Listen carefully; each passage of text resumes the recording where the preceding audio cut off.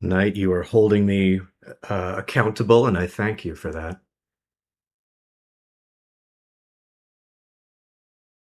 All right, live from undisclosed location. It's Sunday morning. Hello, everybody.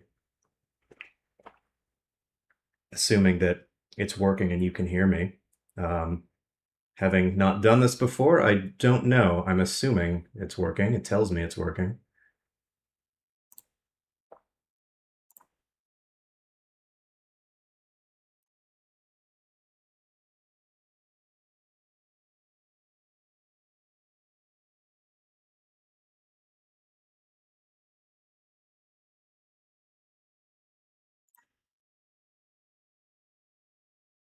Perfect. Thank you, Alex. Welcome.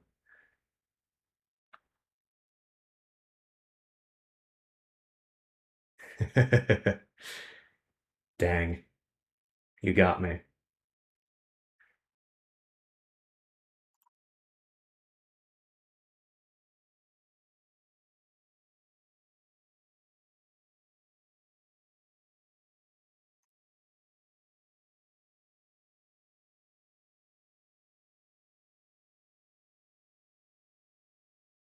Hold on. It's telling me something about the audio stream bitrate.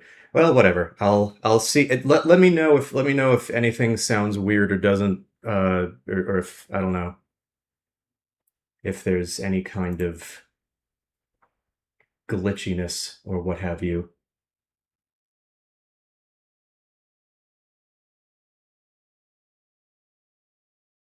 How cruel. Sending a million pizzas your way that you'll have to pay. How cruel. I'm doing all right. I'm a bit I'm a bit nervous, I guess, just because it's a new thing for me to be doing this. But anyway,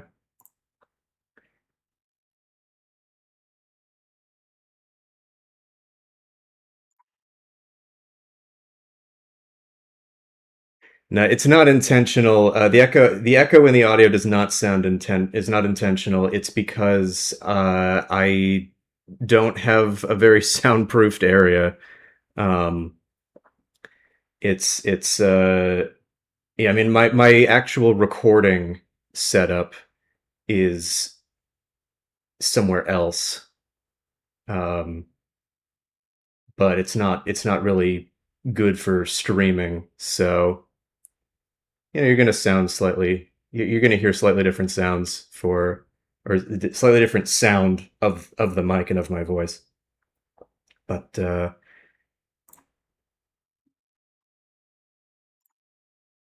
yeah, let's get into it. Let's get started.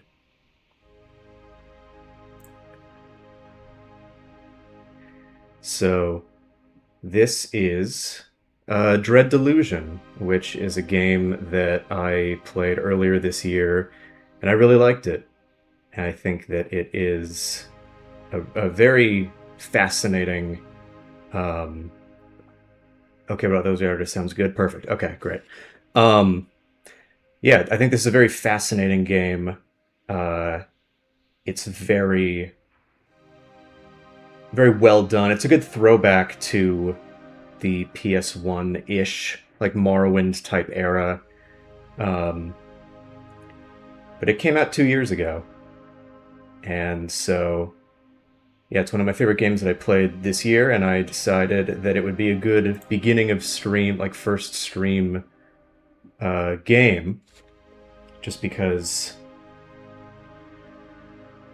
there's some fun narrative stuff to talk about, and also it's not too it's not too mechanically intensive, which means that I hopefully will not be distracted too much trying to actually play well to chat.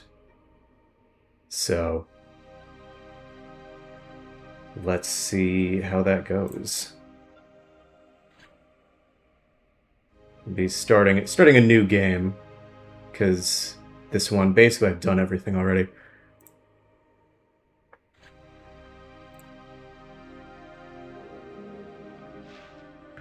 The world was long ago broken, its surface cursed.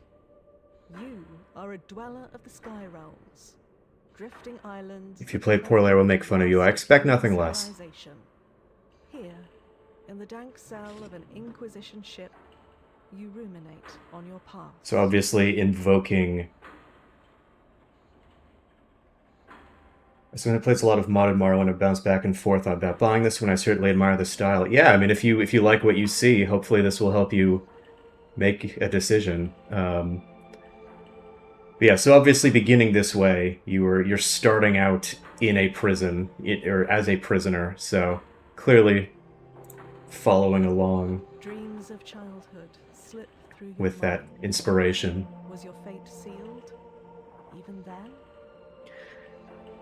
Okay, so Brawler, Urchin, Apprentice, and Noble. So this determines the starting bump in our stats.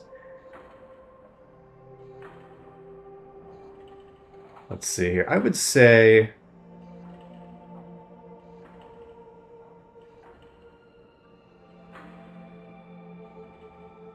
I think starting as an Urchin, lockpicking is pretty useful. Although all of these... The thing is, all of these abilities have different kinds of doors that they can open. Which means that there's actually... Like, each of these involves exploration. Also, maybe I didn't understand you before, but didn't you say you aren't a fan of Bethesda-styled games? That's not really the case. It's just that... I think they're going for different things than other RPGs. Like, an Obsidian or a BioWare-style RPG is very much about getting into the role-playing, getting into dialogue choices and stuff like that. And I think that's a really fun... I like those RPGs a lot. And... Elder Scrolls style, or Elder Scrolls or Bethesda Fallout style games are much more about exploring the world and not so much about really role-playing as a character. So they're going for different things, and I do like Bethesda-styled games in that vein. But I think the more dialogue-heavy style appeals to me more in general. The body grew, the mind sharpened. For a while, you excelled. Yeah, so all of these... So, yeah, it's interesting how you have different backgrounds, and then each background gives you different sub-backgrounds. So, Brawler here, you know, you like fighting, whatever, so then the secondary thing, Soldier, Mercenary, Inquisitor, Assassin. Or, if you're an Urchin, the exact same secondary skills give you extra, or give you different flavor for... Dreams of the body grew, the mind sharpened. For what these look like. You excelled. Dreams of child, the body grew. Let's do Urchin Lore Broker. The body grew, the mind cracks showed. Your guard slipped. The mistake was grave. The Inquisition had your scent. I feel like I have to put more effort into my character's personality and history than those other games. Yeah, I mean, it is more on you to do that, and I think there is value in that. But, because I remember when I played Skyrim for the very first time, I did start mentally filling in the gaps of certain motivations for certain choices. How can you talk about in this game? That is... There are circumstances where that is valid. I think somewhat often, but certainly not to the same extent as like as an Obsidian game, for example.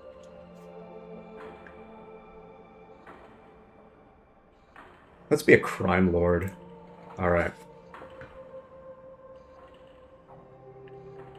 So here we are. If there is one thing that I am not super fond of, It's that the music is kind of limited. Like, what you're hearing right now is basically the song that's going to be playing throughout, like, the entirety of the opening section. But I mean, that's fine because I think they do a good job with the music, and I spoke about this a little bit in the Zero Parades video. Shameless plug, watch it if you haven't. That I think ambient music can, if it is kind of tuneless, it's not that memorable, but also it can grate on you a little bit less because it's less repetitive.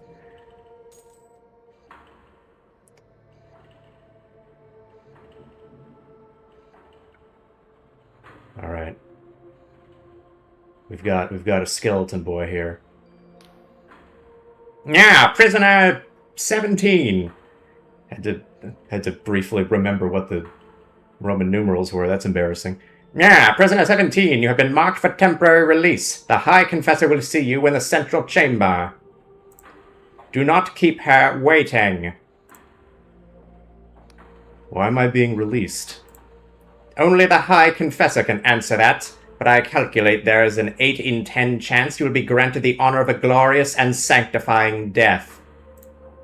I started at Skeletor and then sort of turned into the announcer from Pyre, which is arguably more dignified than I meant, but whatever. Yeah, exactly. Larry, and hire this man for voice acting. The device lurches on unstable legs, thick blood oozing from its seams with each shuddering movement. A woman's voice, hoarse and raspy, echoes from within the device. Your search is required, prisoner 17. I'm not going to take orders from a coffin. A cackle lapses into a sputter of coughs. This iron coffin is an honor, a privilege. The pain it delivers only serves to sharpen my reason. Your base crimes against the apostatic union would not merit such exquisite torment, but I can offer you redemption of a different kind. I am the High Confessor of this Inquisition Combat Tribunal. We are tracking the most dangerous of criminals, and you will help us. I'm a crime lord, so I guess I might as well say, what's in it for me? She wheezes. You should be glad of such a righteous opportunity to serve penance. But success could bring benefits, even your freedom. So listen closely. Yeah, so one of the interesting things about this is that your captor is sort of also a prisoner of sorts, which you learn more about later, obviously. I'm gonna switch to normal voice for this exposition dump here. Our target's whereabouts have been known for some time. A backwater archipelago on the very fringes of Union territory. Known as the Oneric Isles, these flying islands are host to a manor of outcasts and miscreants. We arrived a few hours ago, but met with fierce resistance. Our target is in the Blinding Light Fortress, the last remaining holdout of the Dark Star mercenaries. For our quarry is their leader, the notorious Vela Kalos. I like this here, because you have the option, I never heard of her, or, wait a minute, I know who that is, what the fuck? This is suicide. Not so. It is true that our agents have met with fierce resistance, but my drones calculate a 1 in 364 chance of success. It's entirely possible. Before you go, take this Inquisition journal. A mechanical arm thrusts a peculiar device in your direction. It will keep track of your mission. My drones can offer you guidance, and closer to the blinding light, Inquisitor Ignavus can assist you further. Oh, and don't try to run. These flying islands are unstable, and many a fool has fallen to their death. Hi, Grant. Yeah, speaking of Zero Praise, I have to say playing it after Kingdom Hearts 3 is an incredible experience. Making copies of people, yeah, I know about Nobodies, the man with no heart, that Xehanort. I did mentally think about Xehanort jokes when I saw that epithet for that character. Yeah, I mean you can you can Nort Pseudopod if you want. Spoiler, I guess. But yeah, Knight, what is Shaman King? I don't think I've heard of that.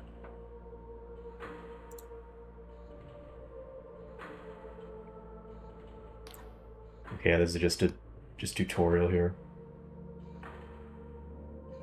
I'm not gonna bother with. Well, I don't know. I guess maybe I should dramatically read these in honor of Trask Ulgo.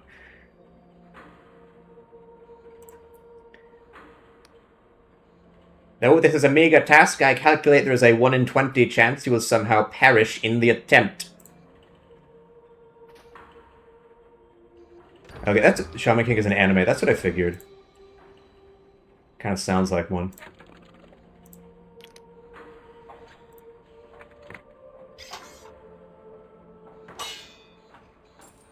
One of the interesting things about this game, because you saw with character creation,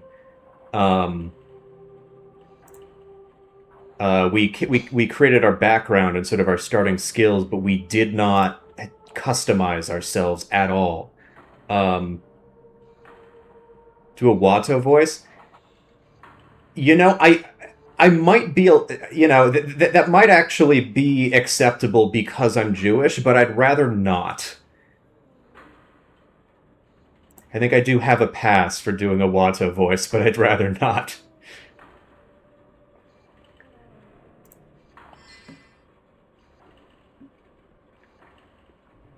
But anyway, yeah, what I was saying is that you don't actually get to see what you look like at all. So you basically that's one thing that your imagination has to completely fill in during this game, which is interesting.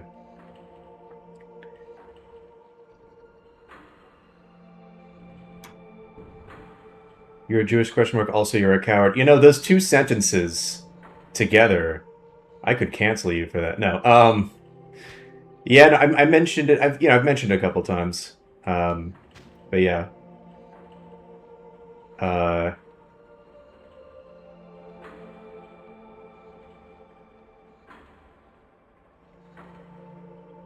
character on the menu screen is not the player. That's just like a city guard in one of the major cities. What do we have here? Another wretched soul caught in the Inquisition's web, no doubt. Tell me, has your high confessor sent you off to die? Are you a ghost? A ghost? She smiles, gesturing at herself.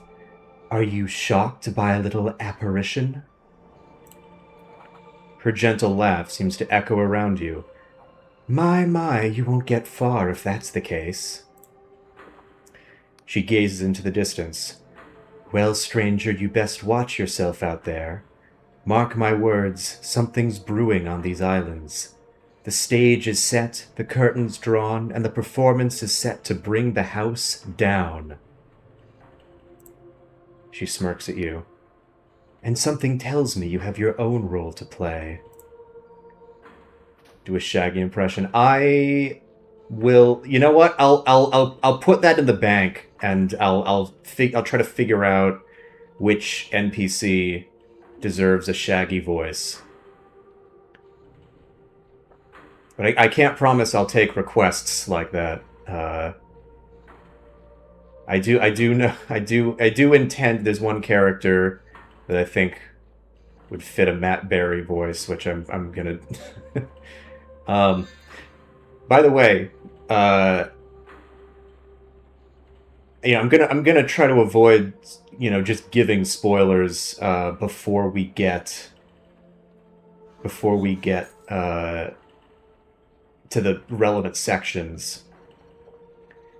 But yeah, it's a very shitty sword. But it is very interesting that the Ghost and the High Confessor are some of the first major NPCs you meet because they are like their backstories are intertwined with each other, and that is a very interesting.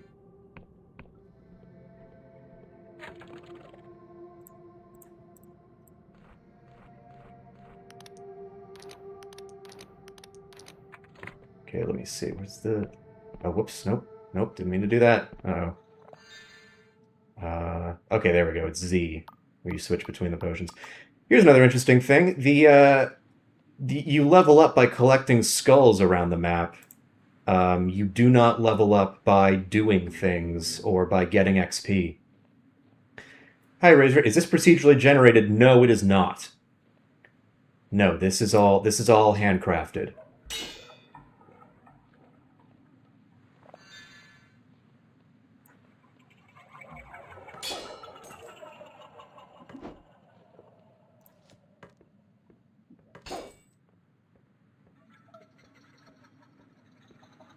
Yeah, all the starting equipment is bad, which is fun.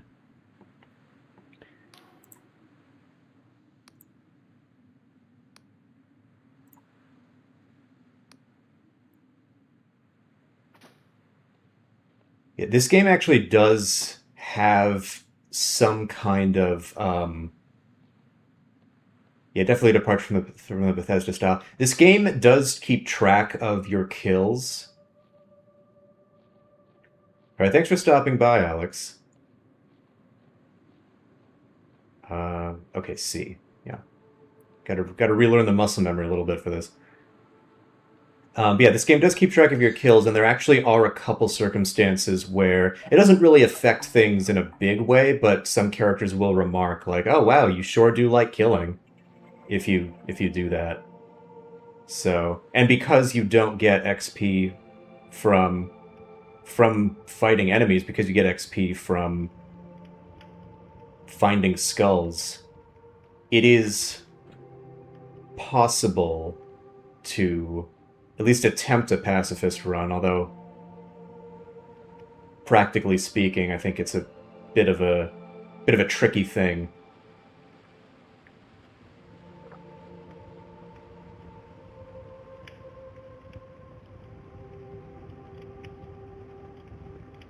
Let's see. Okay, yeah. So knives are also in the same. You basically had 6 inventory slots for like sort of quick belt whatever things, and then you see there's the sword icon there, and then in between is the spell icon.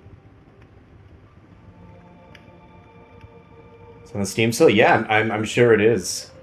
I haven't looked, but yeah, it probably is. Or well, I mean, you said it is, so yeah, I believe you. Become a challenger on YouTube and see if you can beat this game without killing. I don't think so. However, I did think of a funny challenge for Schedule 1, which is that drug, like the drug game, where um where the challenge run for that is, can you get rich just by like being a good Samaritan and picking up trash? Because you can, in that game, you basically get like a couple dollars for each piece of trash you bring to the recycling bins. So you can very, very slowly, I would think, build up wealth in that game by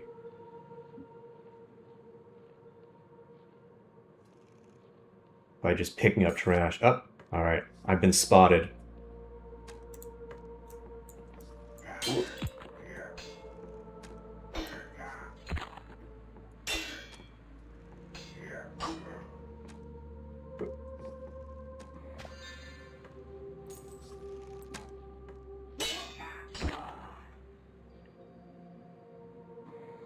problem with that challenge run is that it would be very, very long. Our agent is dying, but they might still be of use. You may have to charm them to gain their trust. The agent may take some convincing. You have been a prisoner for some time. I can no longer smell, but there is a high probability that you emit a foul stench. Success relies on your charm skill, which is derived from the persona attribute. Yeah, so this is the tutorial for the persuasion, which is... yeah. Alright, in honor of you, Knight... Are you one of the locals? There's Shaggy. I don't know how to do a Shaggy impression. That's the best I got.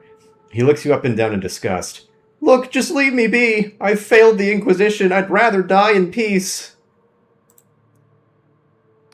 And I guess he's so injured he did not see me kill two of his fellow soldiers right in front of him. Also, have you heard of Ardenfall? It's a Morrowind-like game and wondered what you think of it. I'm not a fan of its marketing because it is bashing Bethesda. Yeah, that's I feel like I've heard the name. I haven't. I'm not a huge fan of that kind of hostile marketing either. I'm here to help. Your Inquisitor has tasked me with capturing Vela Kalos.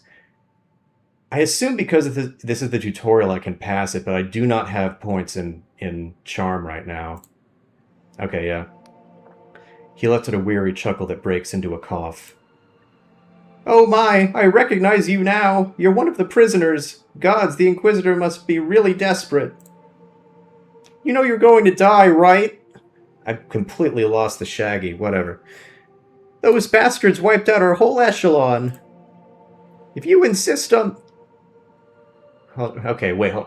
Zoink, Scoob! Okay, if you insist on this fool's errand, you might find some supplies at my crashed drop pod. Follow the river upstream and you should find it by the waterfall.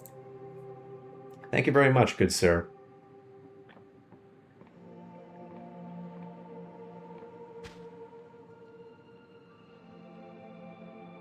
Hold on 1 second.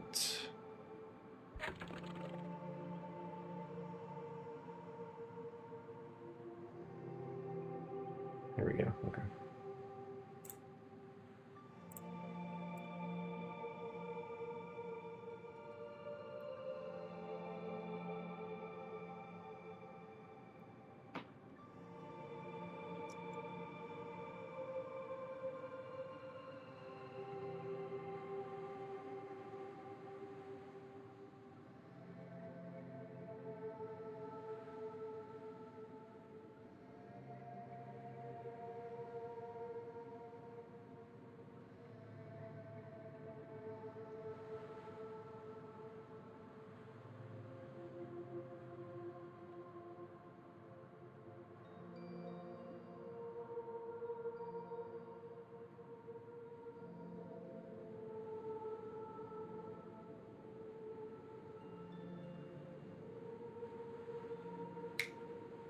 Kind of like Morty from Rick and Morty, I fear. Okay, yeah, you're right.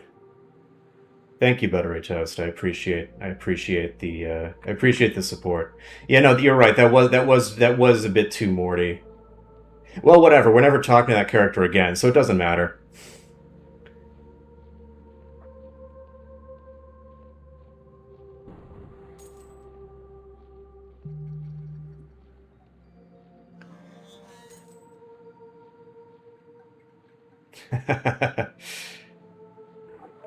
Use $1 for that impression. Thank you very much, Knight. I appreciate it.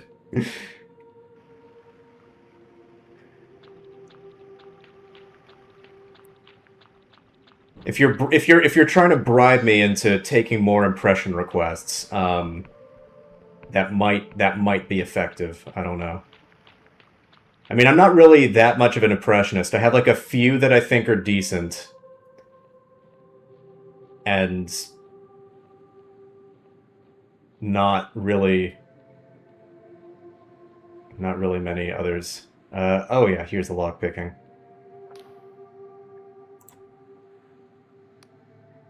Yeah, so lockpicking is just a dice roll in this game.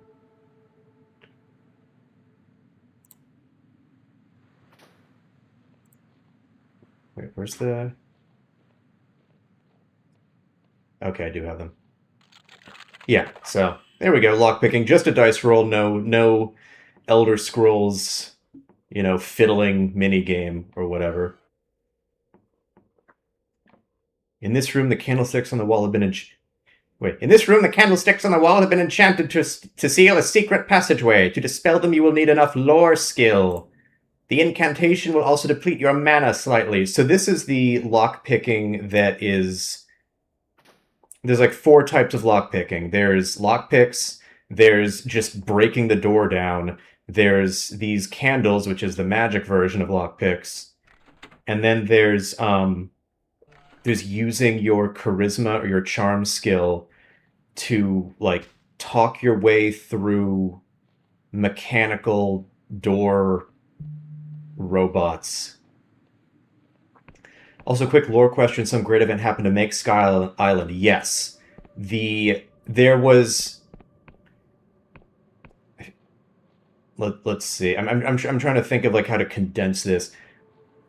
Basically, there was in the past one of those situations where it's like, oh, a great older civilization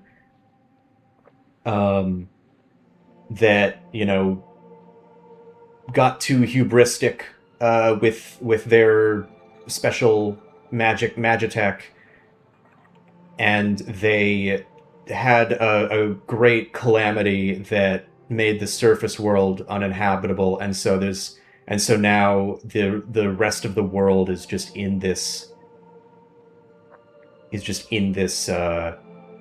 series of sky islands. What do you think about the minigame lockpicking? I don't mind when it exists, and I don't mind when it doesn't exist. I know that when you just roll a dice or just have a bar fill, it's quicker. So, you know, it's definitely more convenient. I think it's I guess I feel neutral towards it in general. I can charm a door. Can I romance the door? I'm afraid not. Inquisitor Ignavius is waiting for you in the nearby Inquisition column, Prisoner 17. We strongly recommend speaking to him before wandering forth to your highly probable demise. Thank you.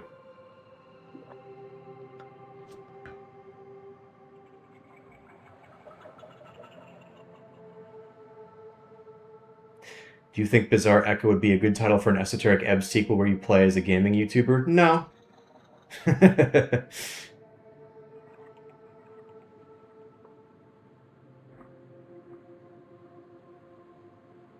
I mean, I took this name from the Fallen London universe, so it's already like from something.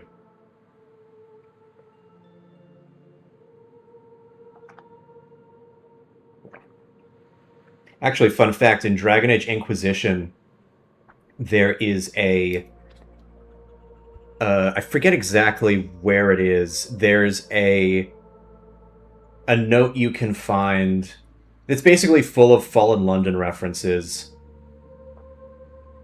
and Echo Bazaar is one of them.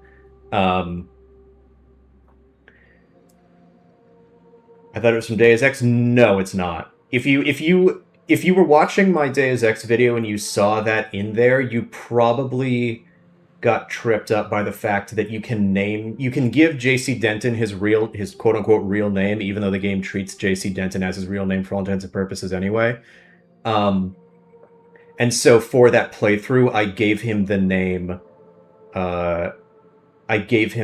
Echo Bazaar, just because, you know, it was a playthrough for the channel.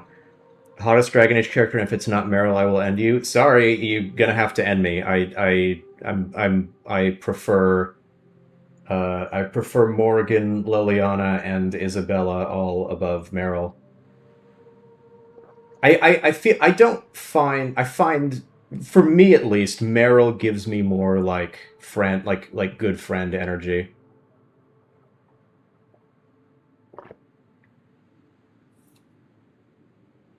Fuck, I am stupid.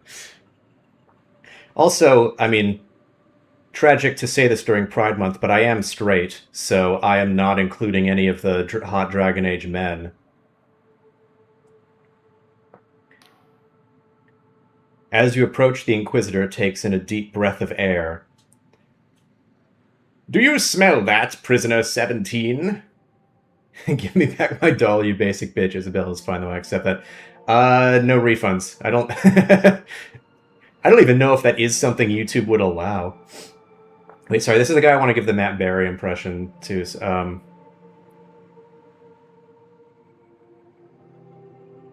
Do you smell that, prisoner 17?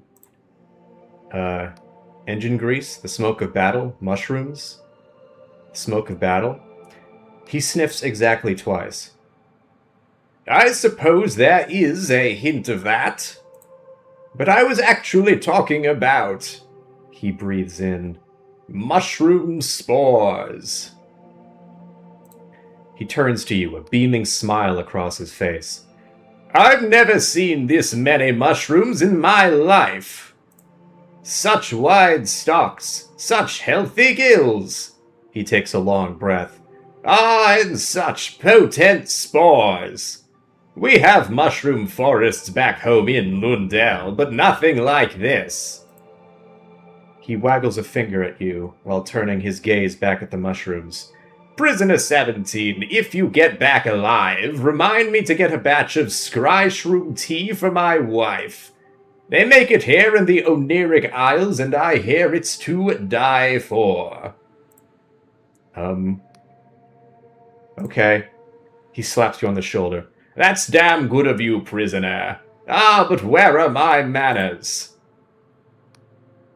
Razor, I'm thinking about trying Dragon Age Origins Smart for the first time. Old game, but here so much good that I think I owe it to myself. Yes, it is very good.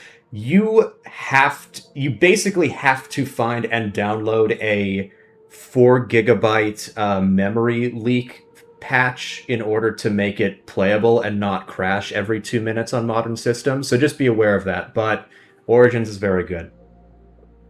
Buttery Toast, any connection between Fallen London and the hit Gerard Butler action movie London Has Fallen? You know, they should have. They should do it. I think that should be within the canon now. Do a Monty Python impression. I don't think I have good Monty Python, and for any of the like 6 of them, I don't think I know how to do that. Cleese probably has the most distinct voice, but I don't think I've ever really done a Cleese. I'm looking at Xbox version on Game Pass. Okay, so I don't know. So then hopefully it's not a problem for that then. He holds out a hand in greeting. Inquisitor Ignavius of the 12th Inquisitorial Tribunal, pleased to make your acquaintance. I'll shake his hand. He grips your hand with an equal firmness. I see I'm in good company, prisoner. He points at the fortress ahead. That's the Blinding Light, the fortress of Vela Kalos, leader of the Darkstar Mercenaries. The High Confessor told me you'd be joining the assault, and not a moment too soon. We need all the help we can get. I've sent all my agents, but so far none have reported back. We expected heavy fighting, but it seems those Darkstar ruffians are a tougher bunch than we gave them credit for. Your orders are to capture Vela alive. A tall order, I'll admit, but I think you're up to the job, prisoner. So, any questions? Yeah, let's, Thank you for suppressing your Obsidian fanboys. I'm talking about Bioware. I mean, look, I don't need to compare them all the time. I need to know more about Vela in this mission. He nods. Yes, I'm sure you have plenty of questions. What do you want to know? Tell me about Vela and the Darkstars. Vela Kalos. Now that's a name that'll make hairs stand on end. She's the daughter of old Admiral Kalos of the Apostatic Union Navy, but instead of following in her father's footsteps, she founded She founded the most accomplished mercenary band since the God War. Sure, she's currently the most wanted criminal in the Union, but you've got to hand it for her. For years, the Union itself relied on Vela and her Dark Stars to do the jobs the Navy were unwilling, or unable, to do themselves. He sighs. It's a pity she turned down such a dark path. In the later years of the Dark Stars, their number of villainous deeds far exceeded those of noble intent. What of the Dark Stars' villainy, then? Well, there was the Astral College heist in Beyond, where they made off with an artifice star among other priceless treasures. Then there was the sinking of the merchant freighter Popinjay, and all those hostages slaughtered at the siege of Sarakolko. I could go on. Yeah, Grant, Pentiment is very good. I need to replay it. I've only played it the once, but it is very good. In the end, they say she lost the plot, started yammering about some sort of heaven. The Inquisition ruled this was tantamount to cultism. Article, 112? Is that what it is? Claims of a religious nature and warranted her arrest. Speaking vaguely, so as not to spoil anything, but specifically the third act of Pentiment was so strong and memorable and meaningful in a way most RPGs never even try to be. I think, yeah, the third act is very interesting in that game. Of course, I think the polymaths over in Ryova had wanted her gone long before all this. Got too big for her boots, and finally, they had their warrant. Even Vela's own mercs got so riled up they mutinied against her. She's been hiding out here for years, but the Inquisition finally got the go-ahead to make a move, so here we are. Why are you using prisoners like me? He grins. Ah, because rigorous labor is a tonic for the ills of one's mind. We're not like some common judiciary back in Union homeland, where prisoners are thrown in a pit with a scrap of moldy bread no matter their crime. He taps his forehead. We recognize the twisted intellect of our guests, and if we can untwist that reason with the right application of punitive employment, we will have enlightened the world just a little. He clears his throat. We're also authorized to use any method at our disposal when a mission is going, how do they say it in Slav? Udders up.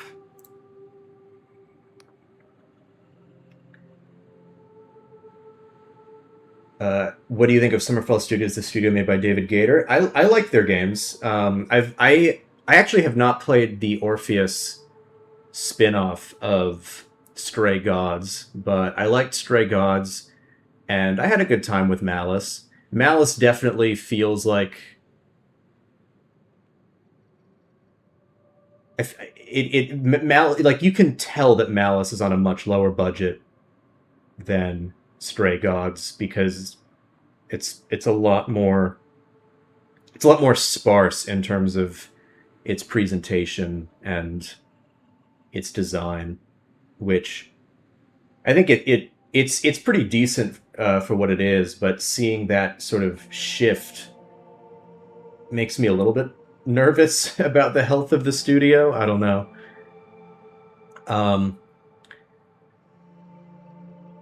It's definitely worth trying, I would say.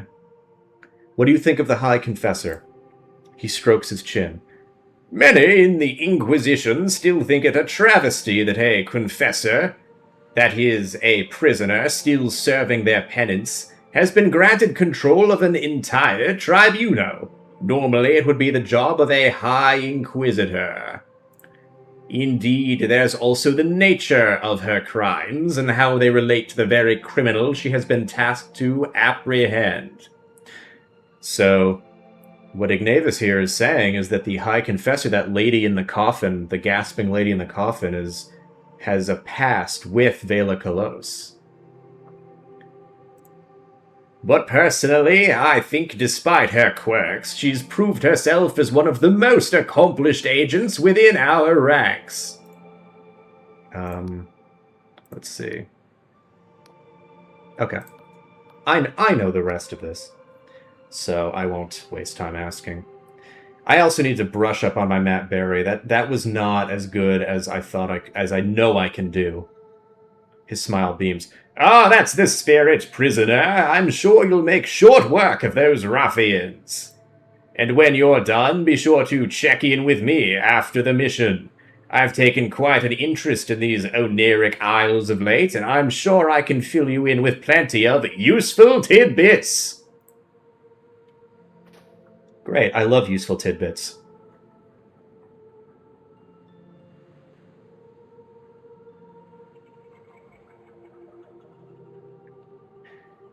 Oh, am I fatigued already?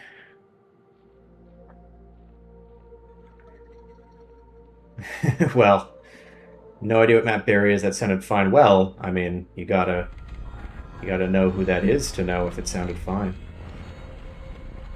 Have to run, but love the stream and hope you stream more soon. Thanks for coming by, Buttery Toast.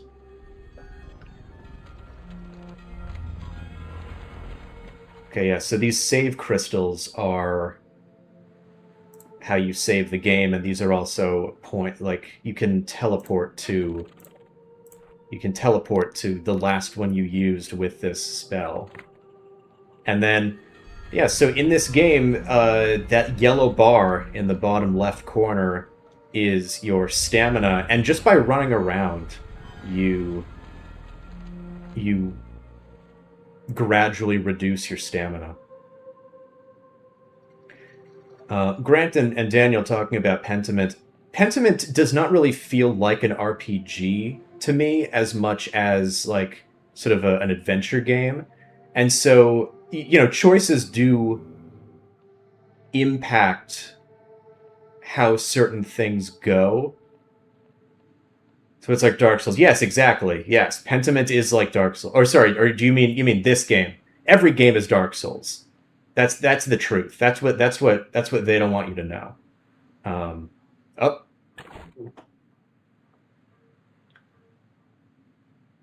Yeah, stamina. Attacking also depletes stamina.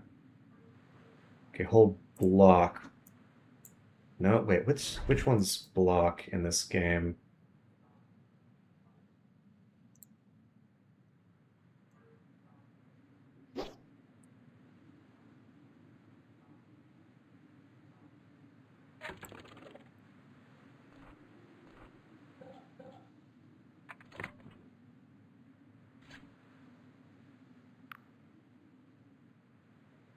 Okay, F is block. Well, not everything's going to be intuitive. Oh, that was fast.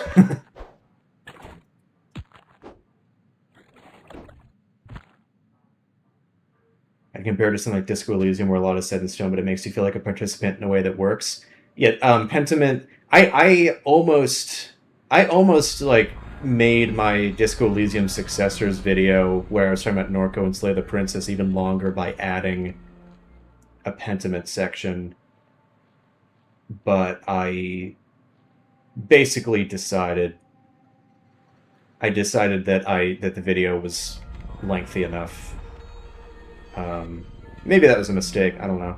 Maybe I should have. Anyway. But yeah, Pentiment definitely reminds me of,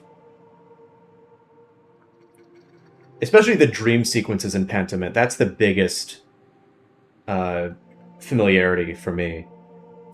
See that looming fortress? It struck fear into the hearts of many who were braver and stronger than you, stranger. It was made in the God War, so the apostatics named it to the blinding light to ridicule the gods they planned to butcher. Ironic that it should fall into the hands of someone so blinded by ambition and zeal, for Vela has claimed it in pursuit of her own twisted heaven, and the blinding light now turns its guns towards the faithless souls who made it. That's a bit of a letdown. Yeah, I mean, I don't think that the game suffers for not really being much of an RPG. It's just, just be aware of that going in if that's what you're expecting. Um, well, I think Josh Sir would like that. I don't really see Pentiment as a successor. Yeah, I mean, part of my point of how I talk about Disco Elysium successors is that I think the best way to make a successor is to not try to, um, and to take inspiration and do your own thing with it. Um, I also love how Pendiment writes gender compared to any other historical game while glaring at KCD2. I have not tried Kingdom Come Deliverance games. I feel like their level of realism is not something that appeals to me compared to other games. So, and then Daniel Vavra just seems like a like a bit of an idiot. So, um, but I mean, I know the games themselves are acclaimed. Um, but yeah, I mean, Pentiment is definitely very well written and very well rounded in terms of how it depicts its subject matter. Her spectralized glisten. Tell me, stranger, if a hated enemy stood between you and your most cherished ideal, would you strike them down? Would you have the arrogance to take a life in pursuit of your fantasy? I would kill for my beliefs or never. Hmm. Choices in video games.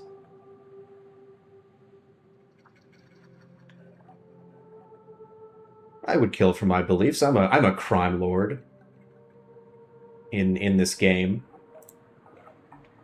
At least you're the honest sort. And you're hardly alone. The Sky Realms are stained with the blood of those who stood on the wrong side of history. Even the gods proved fallible in the end. Still, I fear that in a world like this, such a heart will only see you dead in a gutter by the sword of someone far less scrupulous. Still, you've piqued my curiosity, stranger. I'll have my eye on you. Yeah, another important thing to be aware of in this game's lore is that humans have killed the gods.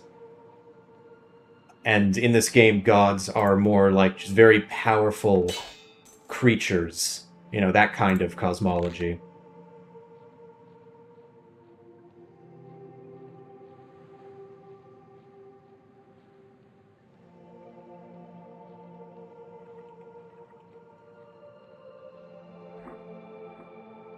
With regards to the whole Obsidian BioWare dichotomy, I mean, to some extent, they're going for different things, especially later BioWare. Earlier BioWare, I think they are trying to go for similar things with much more open-ended role-playing options. But obviously, once you even when you hit Knights of the Old Republic 1, there is some definition with your character already. But Obsidian RPGs, not Pentiment, because Pentiment is you are playing as a defined person, but Obsidian RPGs are a lot more about you getting to define things about your character rather than you playing as someone else. And different BioWare games obviously have different degrees to which this is the case.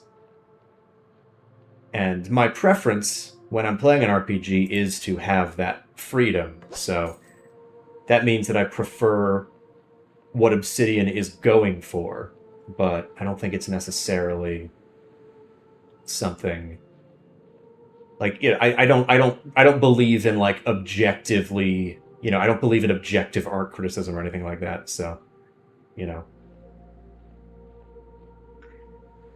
it's an interesting choice because I'm pretty sure most people hold a belief they'd kill for. Like, if I had a kill Hitler button on my desk, I'm pretty sure I'd press it. I mean, yeah, probably. I think, I I have not been in a situation where I have had to put my money where my mouth is by killing somebody.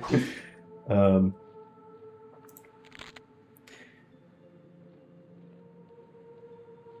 actually disagree that you can't make true RPGs with predefined characters. One obscure example is Life and Suffering of Sir Brante. Sure, he isn't fully defined, but still a lot is. Yeah, I mean, I would not describe RPGs with predefined characters as not true RPGs. I mean, if that's in response to me saying Pentiment isn't one, then I mean that's just a gameplay style for other reasons.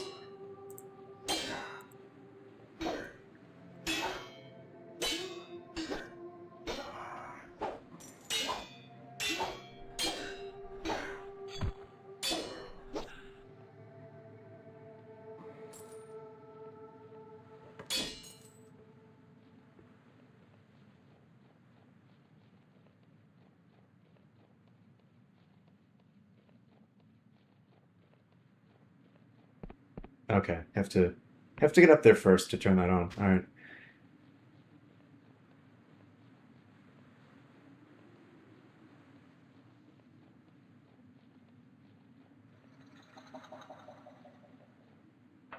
Trying to remember what that sound is specifically. I don't remember if we ever find out.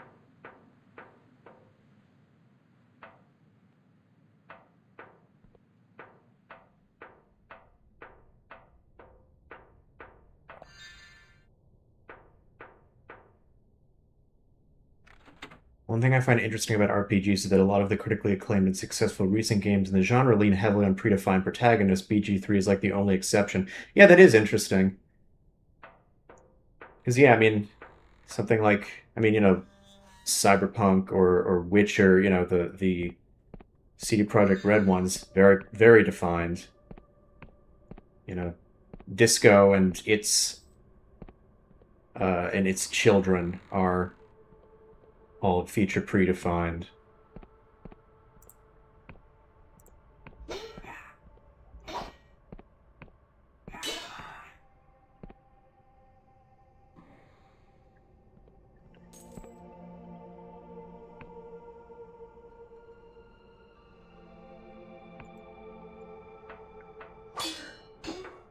When I play PoE, I can feel like my character is recognized, but not to the degree I want it to be. What that means is I would love loads of options, but they would need to be recognized. Did you... Okay, so question. When you played Pillars of Eternity, did you do it with like, the menu option showing you what your, like, reputation was, like, in the dialogue and that stuff? Because I think I said this in my video, but I think if you have that off, it can sort of hide how reactive the game is.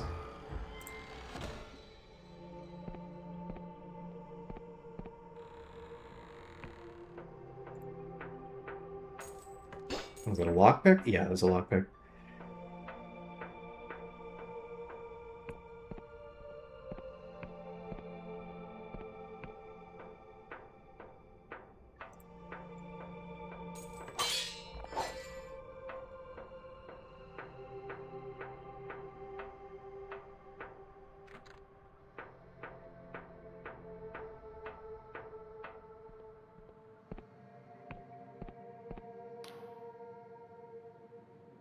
Okay, yeah. So this... Yeah, this goes down.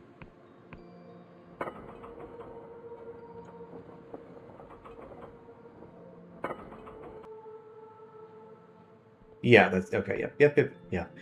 It's always worth, using these when you find them.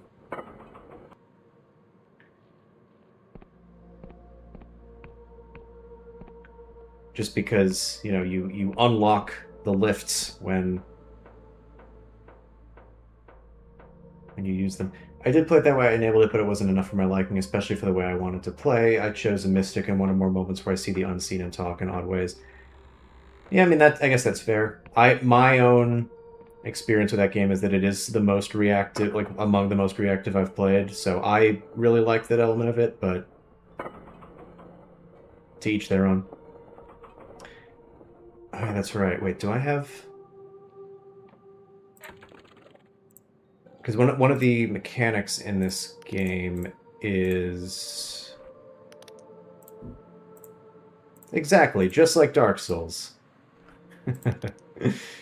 um, one of the mechanics in this game is how the map works, where you basically fill in the map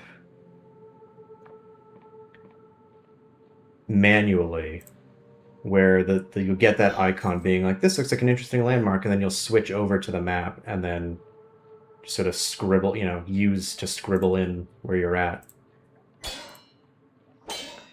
I think most RPG players generally prefer to play someone like V, Henry, or Gustav, who has a predefined arc, while I'm more of a fan of that PoE, Fallout, etc. type play. When you say Gustav, you mean Clair Obscur? Because that's just like JRPGs in general are always like that.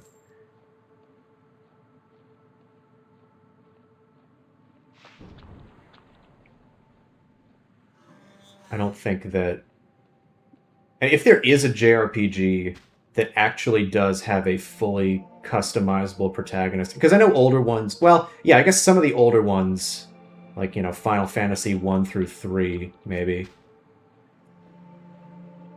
And then for a while you could, change their name, but really nothing else about how they act.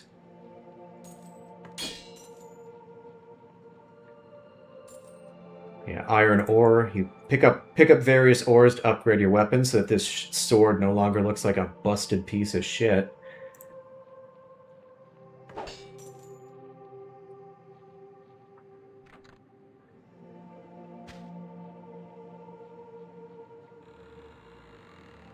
Yeah, where is Vela?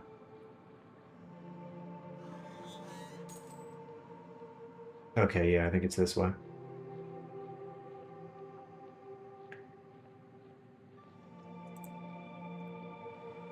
I mean, certainly like modern JRPGs, are there any that genuinely let you customize your protagonist in the way that you would in like a Baldur's Gate 3 or whatever? I don't as far as I'm aware, like I guess not counting MMOs.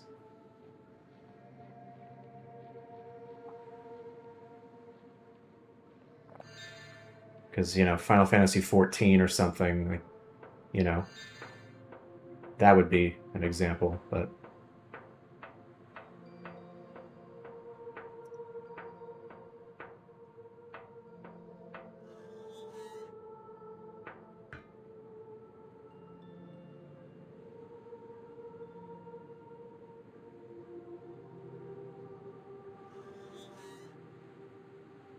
JRPGs are sure something. Not sure why they even adopted RPG moniker when they aren't even going to bother with role playing. I think I think it's just sort of maybe taking the name role playing in a different direction. I think it's sort of role playing in a more mechanical sense. Maybe is sort of how they took it. Because I think the baseline was still when developing like early Final Fantasies or what have you. I think the baseline was still taking from D&D but emphasizing different elements of it. And so the sort of what we call Western RPGs took a lot more of the customization and like variability in narrative, and JRPG style was more focused on, I think, game roles. Is Star Wars: The Old Republic MMO a role-playing game? I remember hearing about their apparently choices to make, like using dark psychedelic choice as Jedi and vice versa. Yeah, Star Wars: The Old Republic is designed like a Bioware game. It is very Mass Effect in how its dialogue system works. Actually, the interesting thing about The Old Republic that arguably they should have put in Baldur's Gate 3 is that when you're playing multiplayer and you're doing a quest, because your like class quests are individual in that game, and so it's all up to you. But when you're playing sort of more generic quests like planet quests or side quests, you and anyone in your party can be part of the conversation at the same time. And what happens is that you make your dialogue choices, and then everyone in the party gets randomly assigned a number, and the highest number is the person whose choice goes through. And so to some extent it can be a little like I can understand being like, wait a minute, I wanted to do this light side choice, but the person making the dark side choice won out, so that's the way the story went. I can imagine that being frustrating to deal with in Baldur's Gate 3, but otherwise I think that that is something that Baldur's Gate 3 could have benefited from doing some version of. And also, for the record, in the Old Republic, you get the light side dark side points for the choice you made, not the one that goes through. If you know if someone else wins out and makes a different choice than you. Here she is. Vela Kalos stands with gravitas, her voice piercing the clatter of the ship. You notice blood seeps from her armor. She is wounded, but hides it well. Okay, what voice do I want to give her? Um,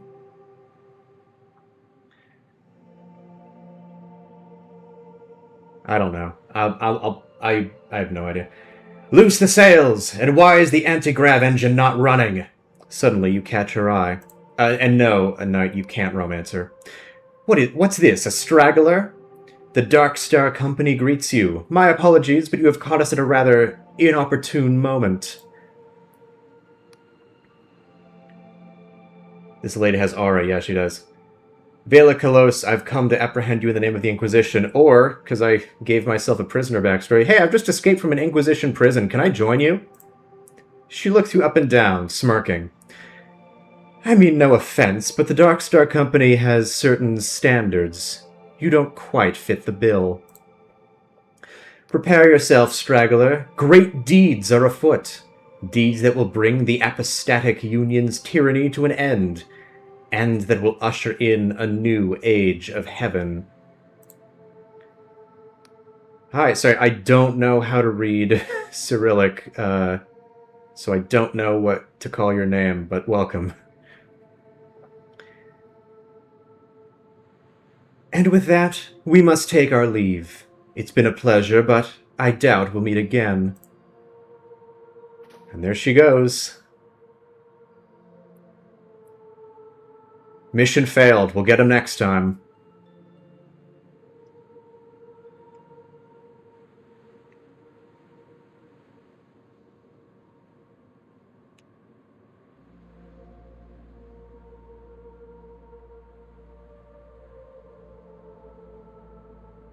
Also, I want to be stabbed together, but it sucks Larian might use AI in Divinity. Yeah, I mean, they said after the backlash that they're not going to for that game. I don't know how much we can trust that, and I don't know, like, I also don't know how much that means, like, we're gonna remove it all versus we're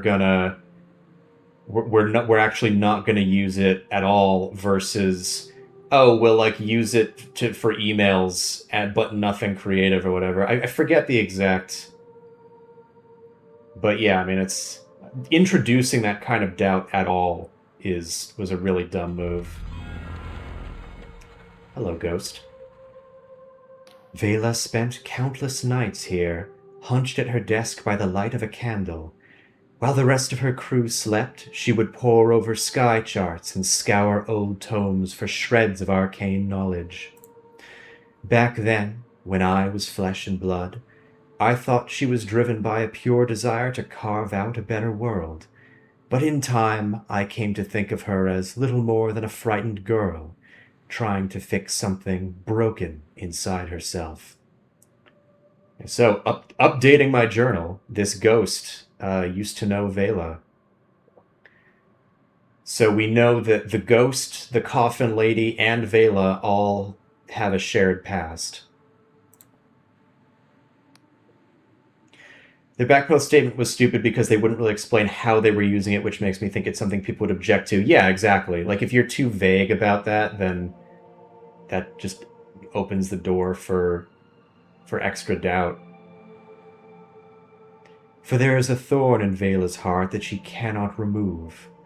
Sometimes its maddening scratch pursues her to greatness. Other times it twists her into cruelty and barbarism. The ghost looks into your eyes. I gave it to Larian, but I remember some game companies saying we'll use it for sketches and concept art. That was Larian, and that's also a lot of them are saying that. I saw someone mention someone else saying, I wonder if this means that like developers are being forced to use it by executives who don't really know how things work and are demanding it being used, and they're like, yeah, we're using it for this, get off our backs. But then that just puts them in an impossible situation where, you know, they're saying one thing to appease the bosses to actually make the game, but those things poison the goodwill for the players. To the extent that is even true. Anyway, the ghost looks into your eyes. Listen, stranger. Whether you wish it or not, you will cross paths with Vela.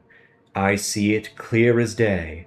But what will happen next is a tangle of infinite possibilities, a dark void that swallows any attempt at foresight. If you wish to understand the woman your fate is bound to, seek an old manor that drifts on the northeastern edge of Hallowshire. I will meet you there. So, this begins one of the major through lines of this game, which is, even though Vela herself ran off, we spend a lot of time sort of tracing her backstory and learning about her through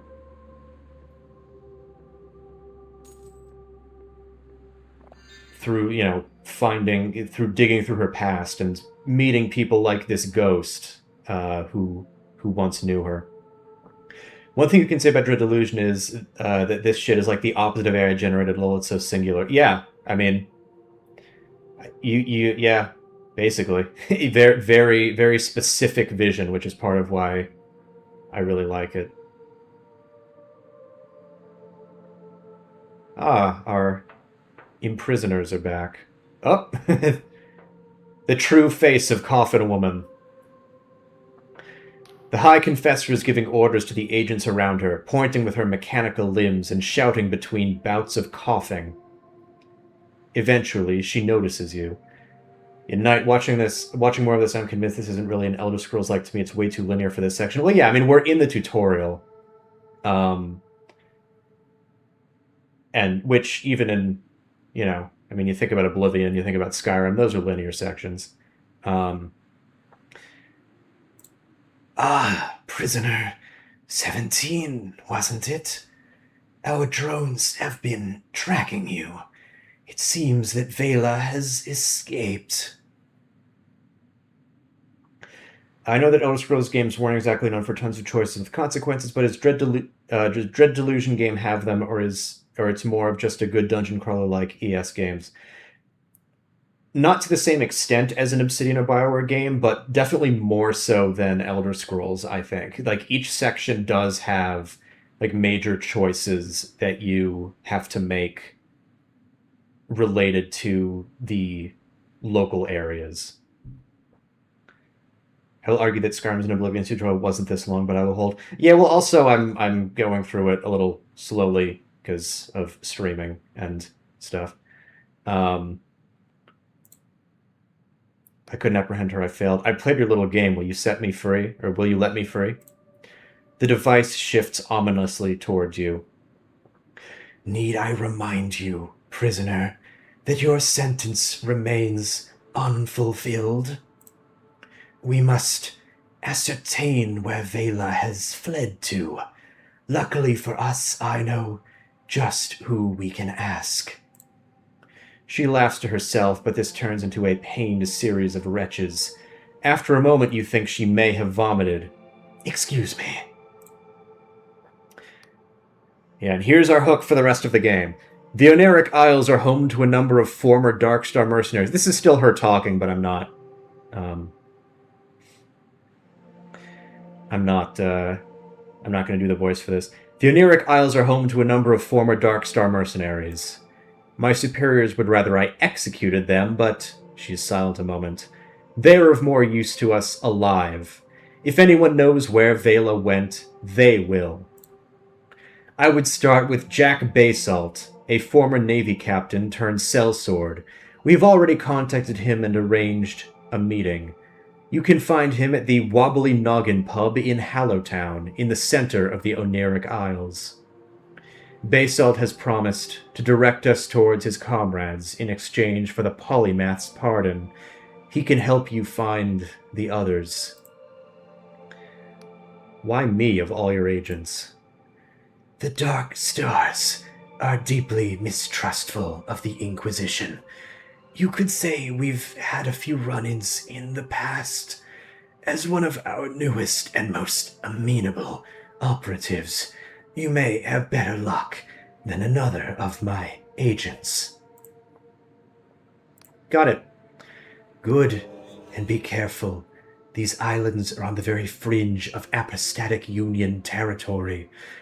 There may be worshippers or even minor gods who have fled the Union's purges tucked away here. The only assuredly faithless place is Hallowtown. And beyond Hallowshire's borders there is ground even Union boots won't tread upon. To the east, the Clockwork Kingdom is in a full-blown crisis, while the people of the Endless Realm to the west are cursed to never die.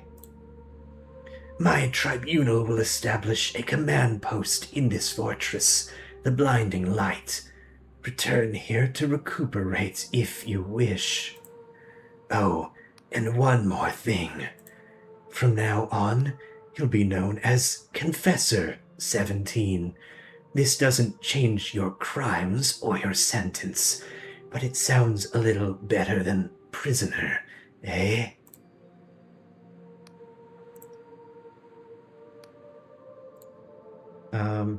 Why are you in that metal coffin? You are not the only member of this tribunal to have betrayed the apostatic union. In my former life, I committed heinous crimes. She lets out a metallic sigh. Unlicensed spell weaving, conversing with gods, abetting armed conflict. I could go on. This iron coffin is an honor, a privilege. The pain it delivers, the exquisite torment, sharpens my reason. And it was specially designed to insulate my mind, lest I hear the gods' cruel whispers and forget my penance. Alright, that's all. Okay. I'll joke to say you have a great voice for this. Thank you. I am glad to hear it.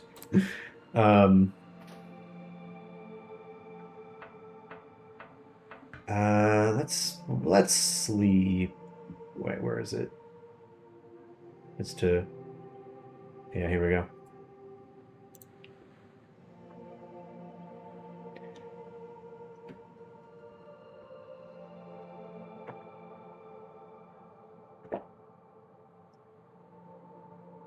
Speaking of great voice, I probably need to refill my water soon.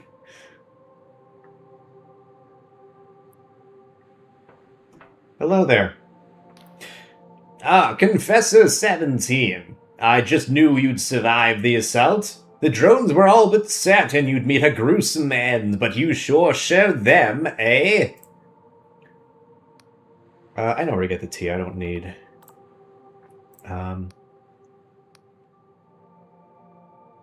I asked that already, I believe.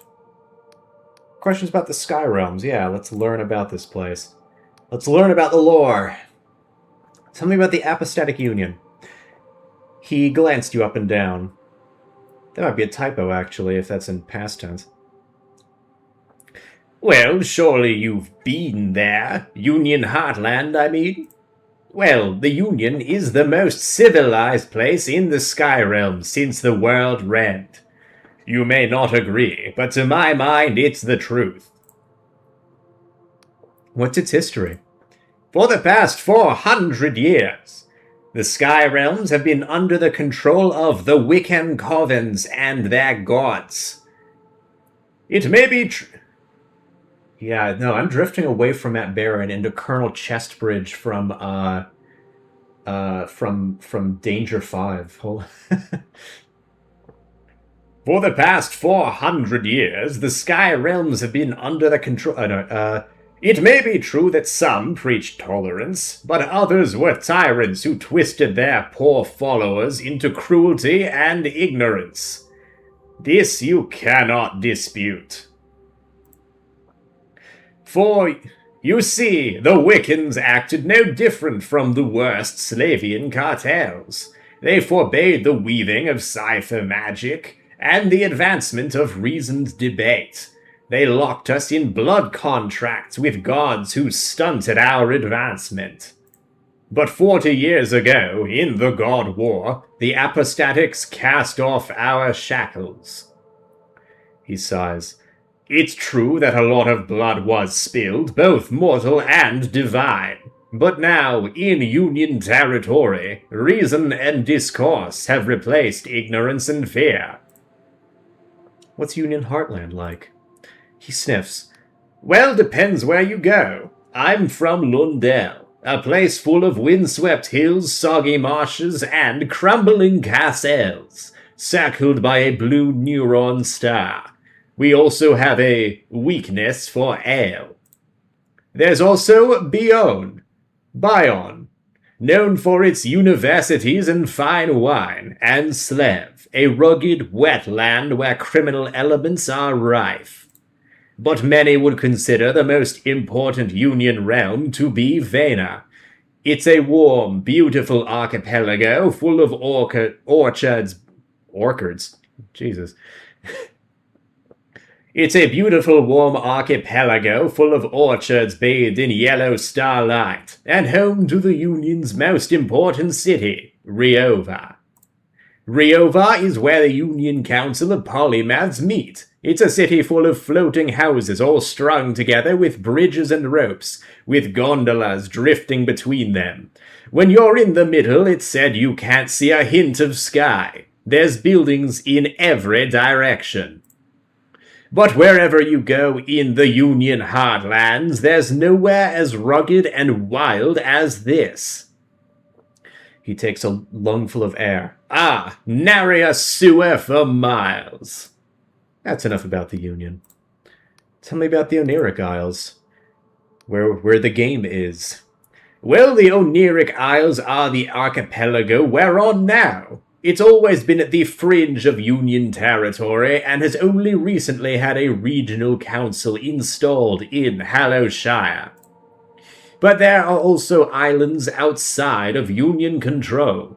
To the east lies the Clockwork Kingdom, ruled by a machine monarch, while to the west lies a rather frightful place of undying souls known as the Endless Realm. So to the east we have Steampunk Land, and to the west we have Zombie Land. I like both lands. They're very cool places. Tell me about Hallowshire. Though Hallowshire has technically been under Union control since the God War, it's been somewhat neglected until recently. That means there's still cultists lurking among the hills, not yet flushed out. There are even whispers of gods lurking in nasty nooks and crannies. But no need to worry.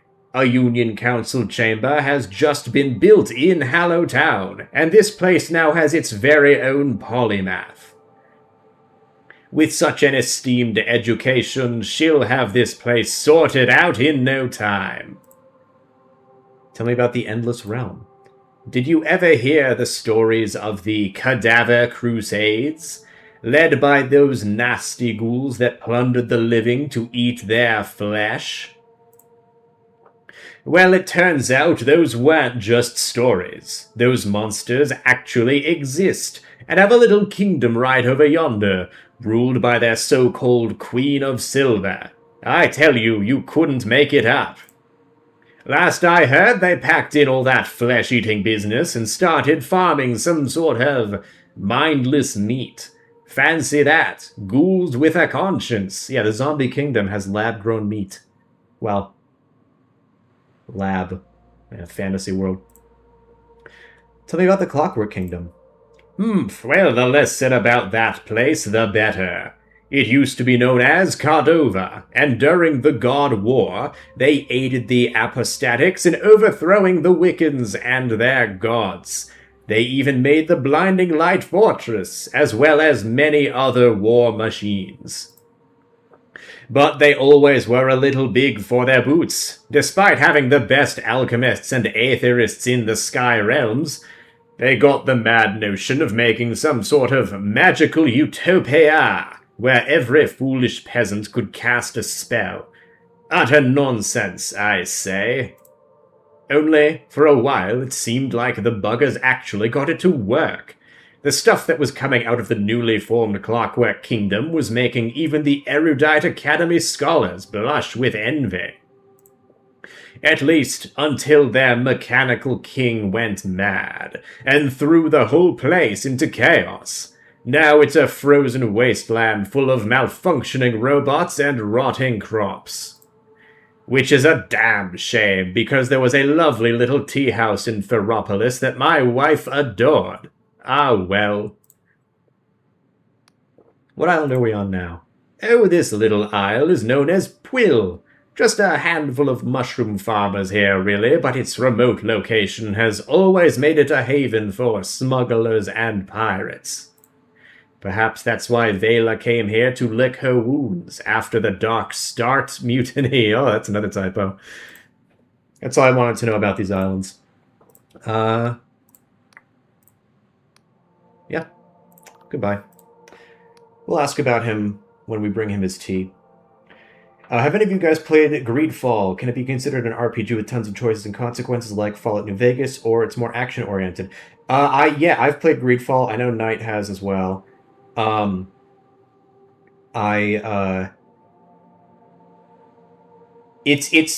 BioWare style, basically. So what that means is, I think, generally action-oriented, but there are for sure choices and consequences. I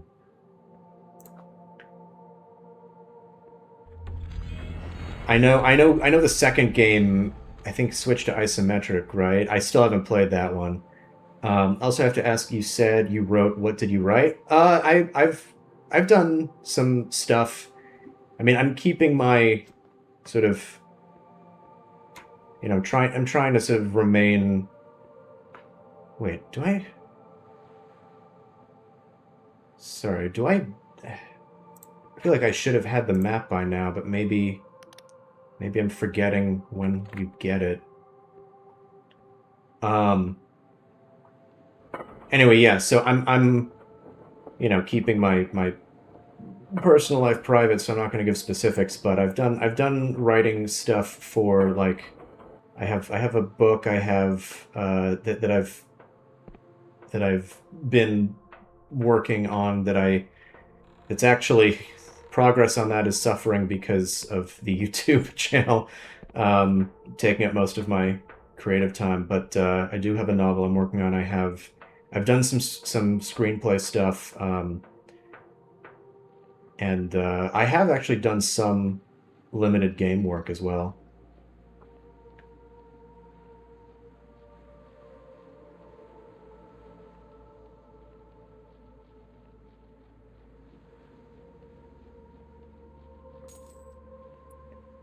Whether do something productive or become a YouTuber? Yeah, pretty much. Okay, yeah, that's right. That's that thing. So this is This is actually a fast travel point, but you don't unlock the ability to actually use it for a little while.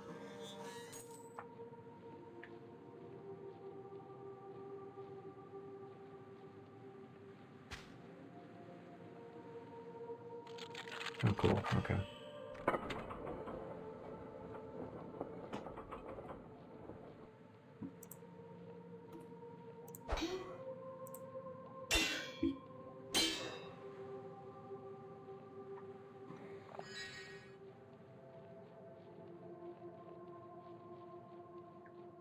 So now we're in more of like the Elder Scrollsy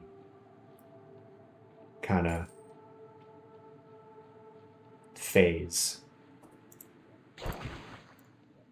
Or at least what I mean by that is, you know, sort of the more open-ended roaming phase. I mean, obviously going to a town will mean interacting with people again, but...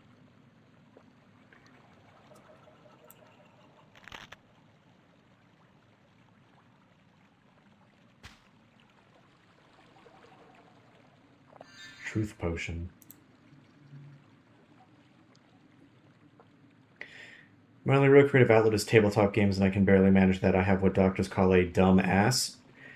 I'm sorry to hear about your condition. I mean, when you say you can barely manage that, do you mean like it's difficult to find time, or do you mean it's like you it doesn't like doing the actual role playing stuff can be difficult?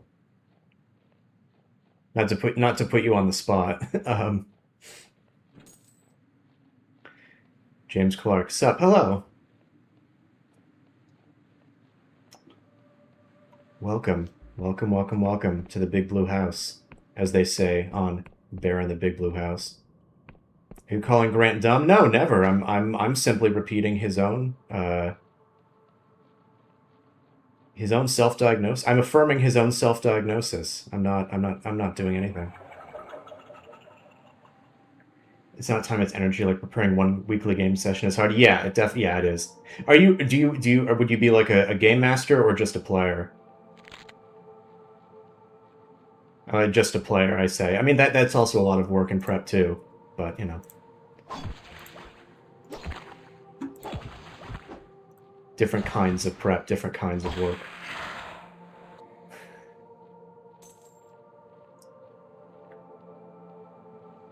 Hello, Droid Boy.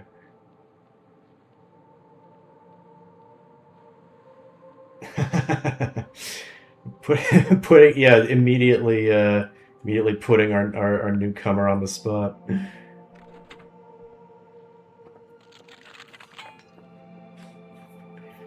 Veronica Hayaka, wonderful to see you playing this very interesting game, which I could not play for long because I found the font impossible to read.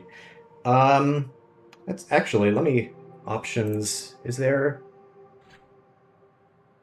I could have sworn that I had seen, like, a different font option at some point, but maybe I hallucinated that. That's a shame. Yeah, I mean, because there definitely are other games that, you know, that have more out there fonts, but also for accessibility have different option, you know, more readable fonts. I thought this game was one of them, but I guess not. That's a shame. Game mentioned is playing is very off the cuff, like shit posting in this chat is, yeah. I have to say I hate Owlcat for not letting me romance Lindsay. Like, Owlcat might be the worst.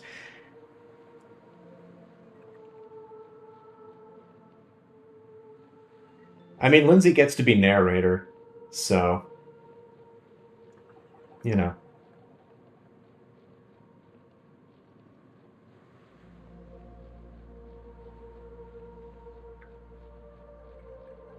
Alright, we are now entering... I forgot the name of the town, damn it. Hello, Lud. The youth looks at you with caution, wide eyes lodged in a gaunt face. Oh, you see, this guy would be a good guy for the Shaggy voice, but I'm afraid I already did it, so nope. I mean, I did it. It was a bad impression anyway. Oh, a newcomer. Welcome to Puil Village. My name's Lud. Were you, involved in all that commotion over at the old fort? Sure, I've just killed more folk than you can count. The young man's jaw hangs agape as he searches for words. Oh my, oh. No, this is Morty, yeah. Oh my, oh wow. I suppose there would have been, he swallows, a lot of blood and such. No, I killed them with harsh words. He nods quickly, as if this is a perfectly reasonable statement. Ah, yes, of course. He looks around as if for something to say. Did I mention that our town is called Puil? Okay, so the town is called... I thought it was just the island. I think I left a comment on one of your videos in the past saying I'd love to see more narrative critique of the Pathfinder games because 99% of the coverage are the quick reviews or build guides. Yeah, it's, I do have an idea for something. The problem is that, and I think this is part of why it is that way, those games are so long that it is a significant undertaking to do that. I mean, I do have an idea for something with Wrath of the Righteous. I actually have two ideas, but they're both on the back burner while I'm working on other stuff. Question to you and all chat: if you can combine some old Obsidian or old Bioware style RPG with any other kind of game genre type, what combination would you like? Personally, I want XCOM with New Vegas choices and consequences. IDK, how would I want to see that combo? That's an interesting idea. I guess. Welcome to Bazaar. Ah, thank you, James Clark. Thank you for being the very first YouTube member, I believe, because I just turned on the memberships yesterday or the day before. Otherwise, it was exclusively Patreon. So, yeah. Thank you very much for joining. I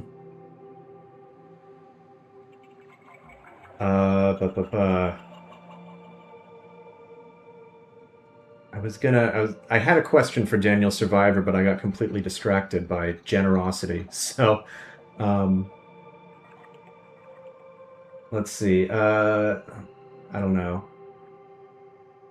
I'll try to think on it, because I feel like the thing that comes to mind is something more open worldy, and that's kind of what Avowed is.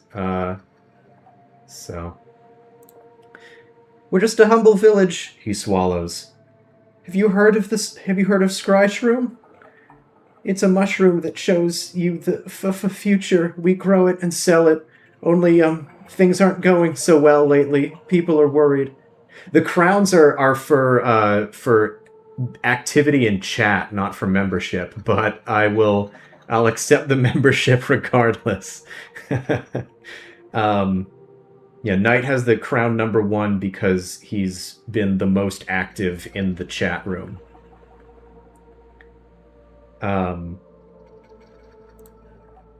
Okay, yeah, so anyway, the game, the village, these people, their scry shroom harvest has not been going well.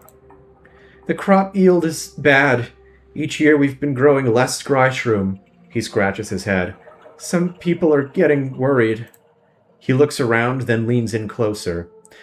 I've heard some people are considering the old ways. His eyes are practically bulging. You know, consorting with Wiccans and gods. That's very stupid of them. So what? Actually, forget it. So what? Well, we're part of the Apostatic Union, see? So god worship is very illegal, he gulps. Anyway, the local waitmaster Kulwich? The local waitmaster Kulwick has gotten pretty spooked by it all. He's weighing everyone who comes by, just to make sure they're not a Wiccan. But my mother, Ulwyn, she's the mayor, by the way, doesn't seem too bothered by it all. She's much too worried about something else. I heard her mumbling about some sort of monster lately. He blinks. Oh, I'm sorry, I do tend to waffle, don't I? Is there anything you'd like to know? I gotta get going, kid. Oh, of course. Bye-bye. Bye-bye. Yeah, so, as we learned from Ignavis The apathetic union rose up against the gods, and they are trying to assert their control over the Oneric Isles. And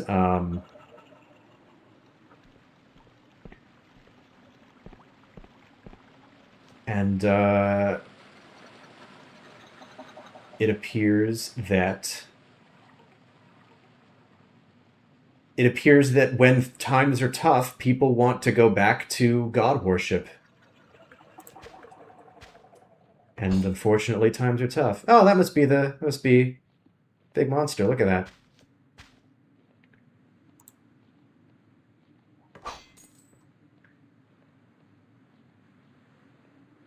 Let's see. Okay, that's the. I mean, mild spoilers. Eventually, you will get an airship, like at the very, very end of the game. Sort of Final Fantasy style. Well, make some Final Fantasies give you airships earlier than others. I don't know. Anyway, here's the farms. Hello, Emir.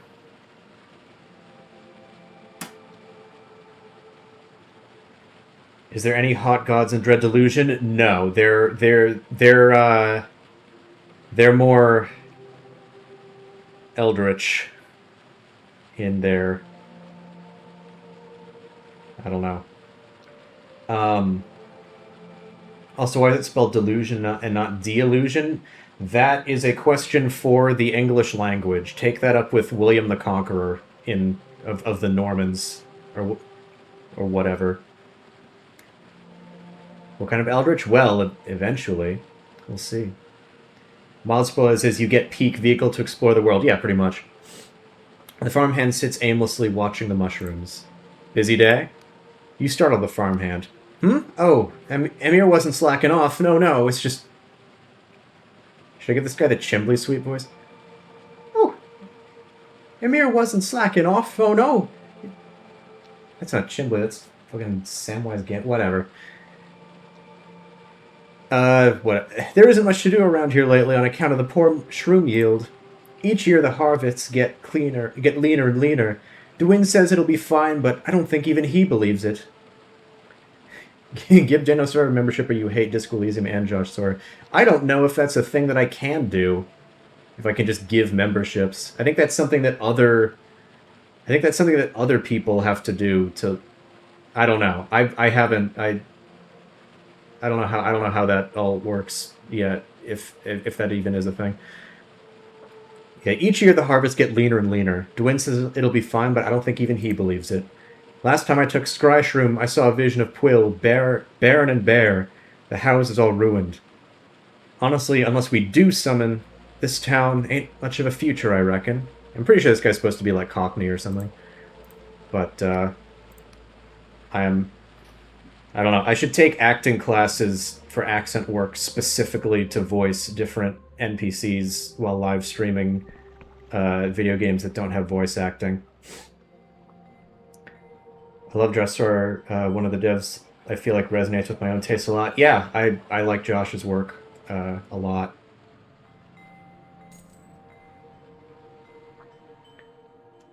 Okay, here's the guy. Kulwick! The old man's eyes follow you with suspicion. His graying hair and weathered skin suggest he is older than most in the village, and a faded scar runs down his face. You're new to the town, I gather? I just impulsively made this guy Sam Elliott. You're new to the town, I gather? Well, I'm the local waymaster, name's Kulwick. And I'll have you know, before you engage in any business here in Pwill, I'll be taking your weight. So without another word, please step on the scales. He gestures to the huge contraption behind him, thanking you kindly.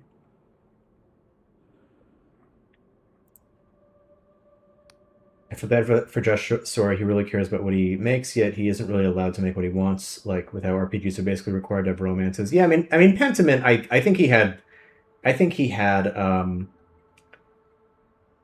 had pretty much free reign on Pentiment. So, He did get that at least, but yeah, I do. I think that his sensibilities with RPG design I really like, but they're not necessarily the most, I don't know, financially successful. Not that they're flops, but like Pillars is obviously more niche than Baldur's Gate 3 is. Daniel Survivor, I have no idea if that New Vegas uh, behind the scenes story is true. Wait, why do you want to weigh me? He narrows his eyes. By decree of the apostatic union, all those seeking to trade in its jurisdictions must prove they're of an ordinary disposition, that is, not physically altered by cipher magic or god devotion, nor bearing the guilt of unpunished crimes. And you can tell that by just my weight? Just step on the god's damn scales, alright? Yeah. Okay.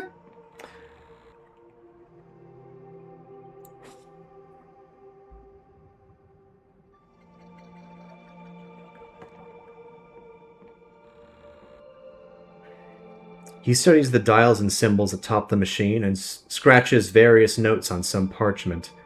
Interesting. Very interesting. The prime glyph says you're a criminal. He shoots you a stern glance. The lesser glyphs are harder to parse. Let's see now. Says here you're of noble blood. And this is a strange glyph. I think it means disgrace. Ah, so you're probably a runaway from one of those corrupt noble families. Ah, but there's one more glyph. Inquisition agent? He looks up from his parchment, his face struck with puzzlement. Begging your pardon. At first glance, I thought you might be one of those Dark Star mercenaries running from the Inquisition raid. But you must have been fighting those scoundrels, eh?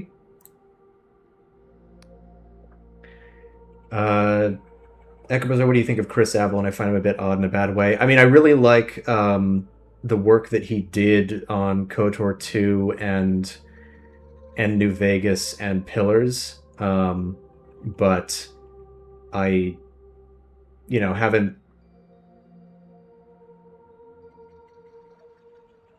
But I mean, I'm obviously aware that he has had his, the allegations of sexual misconduct, and I know those were dismissed. They settled and dismissed, and the accusers printed a retraction.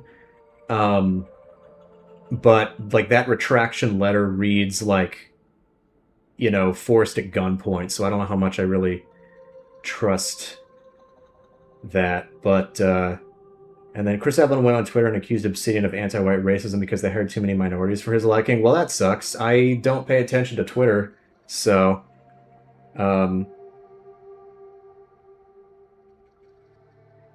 is there some kind of Josh Camp versus Chris Avalon camp divide? Aren't both of them responsible for how good New Vegas is, plus the guy who wrote Mr. House and Caesar? I think that because Avalon left Obsidian shortly after Pillars 1 and Tyranny, there's like a contingent of Obsidian fans who are like, Obsidian was only good because of Avalon. And that's not true. But he probably lost it after the allegation. Still sucks he went into the wrong kinds of crowds instead of just melling you out. Yeah, I wouldn't be surprised if he, because I mean that whole like anti-woke crowd or whatever love embracing people who do sexual misconduct. And like when you're in the midst of that, like when those people are giving you the only positive attention you're getting, then it's probably likelier that you're gonna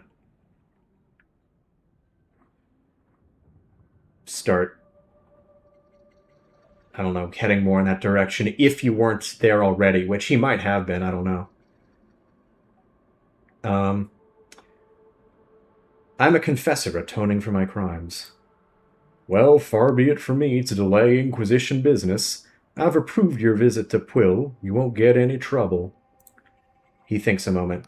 But, say, in light of your profession... could lend this humble servant of the Apostatic Union a hand, there'd be an Apostatic Union passport in it for you. You see, the Inquisition raid ain't the only reason we've been so eager to weigh people of late.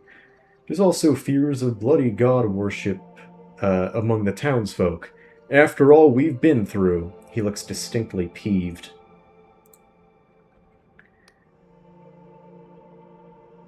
Did Obsidian lose other writers besides Chris Evelyn after Tyranny? Because honestly, the only thing keeping Outer Worlds from being the next Fallout New Vegas is writing quality. Choices are all there.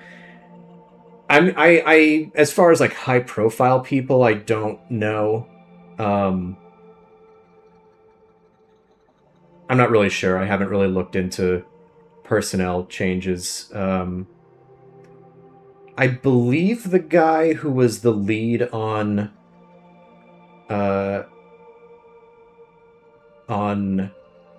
New Vegas. Correct me if I'm wrong, but the lead writer on New Vegas was not Sawyer or Avalon. It was Gonzalez, right? I believe he left Obsidian and came back shortly before Outer Worlds 2 came out, which too soon for him to work on it, but like that does mean that he was not there for a while. There's an extremely strong current of new thing bad, old thing good in gaming circles that is related to the anti-woke stuff, and I treasure spacious / voices who don't engage in that. Yeah, Grant, I very much want I agree completely, and I hope that I can, that my channel can be one such voice. How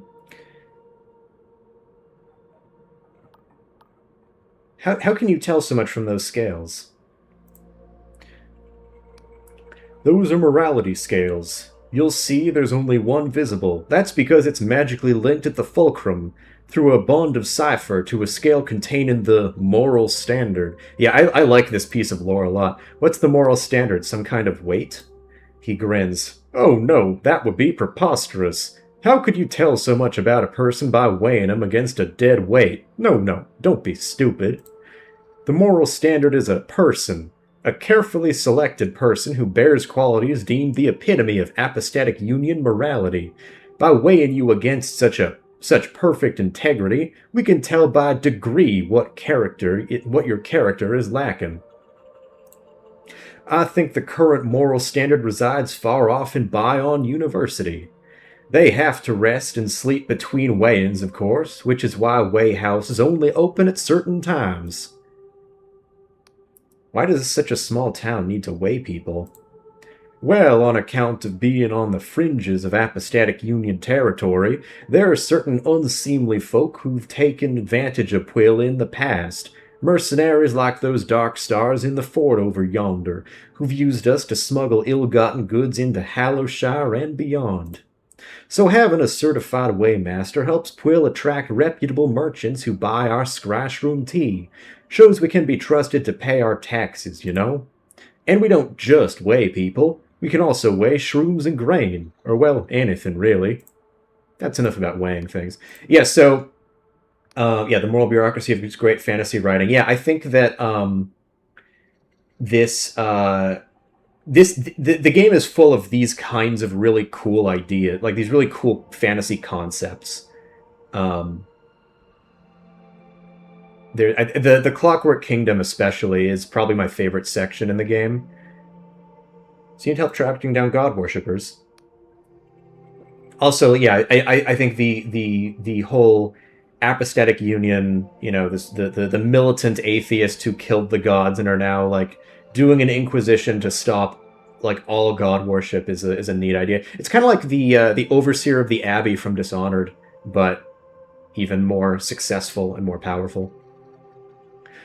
He leans forward and speaks low. Ah, folks have been afeared recently, you see. The soil's dying and harvests are down. Merchants want to buy our scryshroom more than ever, but we can't meet demand. So some have been flirting with the old ways. What makes the old ways so bad? He sighs. It's been 40 years since the God War. 40 years since the apostatics told the Wiccans and their gods to go fuck themselves. 40 years since me and the lads drove a void spear through our own god's eye, that cruel, violent bastard of a god. Angwin. And in those 40 years, folk have forgotten how bad it was under that divine tyrant and his wicked lackeys. Sure, we had bountiful harvests and our purses were bulging, but our sons and daughters were taken from us, and the soil was fertilized with their blood. Now our old god Angwin's been dead for long enough, but they say so long as people still believe, some part of a god can live on. So there's been murmuring of some folk trying to bring him back, and that's got the rest of us so scared shitless. Even with a small town like this, we all know each other, and the guilty parties won't talk to me, but you're an outsider, and an Inquisition agent to boot. I need you to ask around and try to find any Wiccan sympathizers so we can sort this out quiet-like before the villagers start lopping each other's heads off in a frenzy. Find someone out and I'll dispense you a Union passport that'll grant passage to Hallowshire. Alright, I'll see what I can do. He sighs in relief. You have my thanks, newcomer. Just as soon as you find someone out of sorts, you let me know, you hear? Did you know that Dishonored's calendar doesn't have a specific number of days per year? A new year begins only when the High Overseer declares it. I had forgotten that bit of lore, but I believe I remember reading it at some point in the past. But yeah, Dishonored has very cool lore.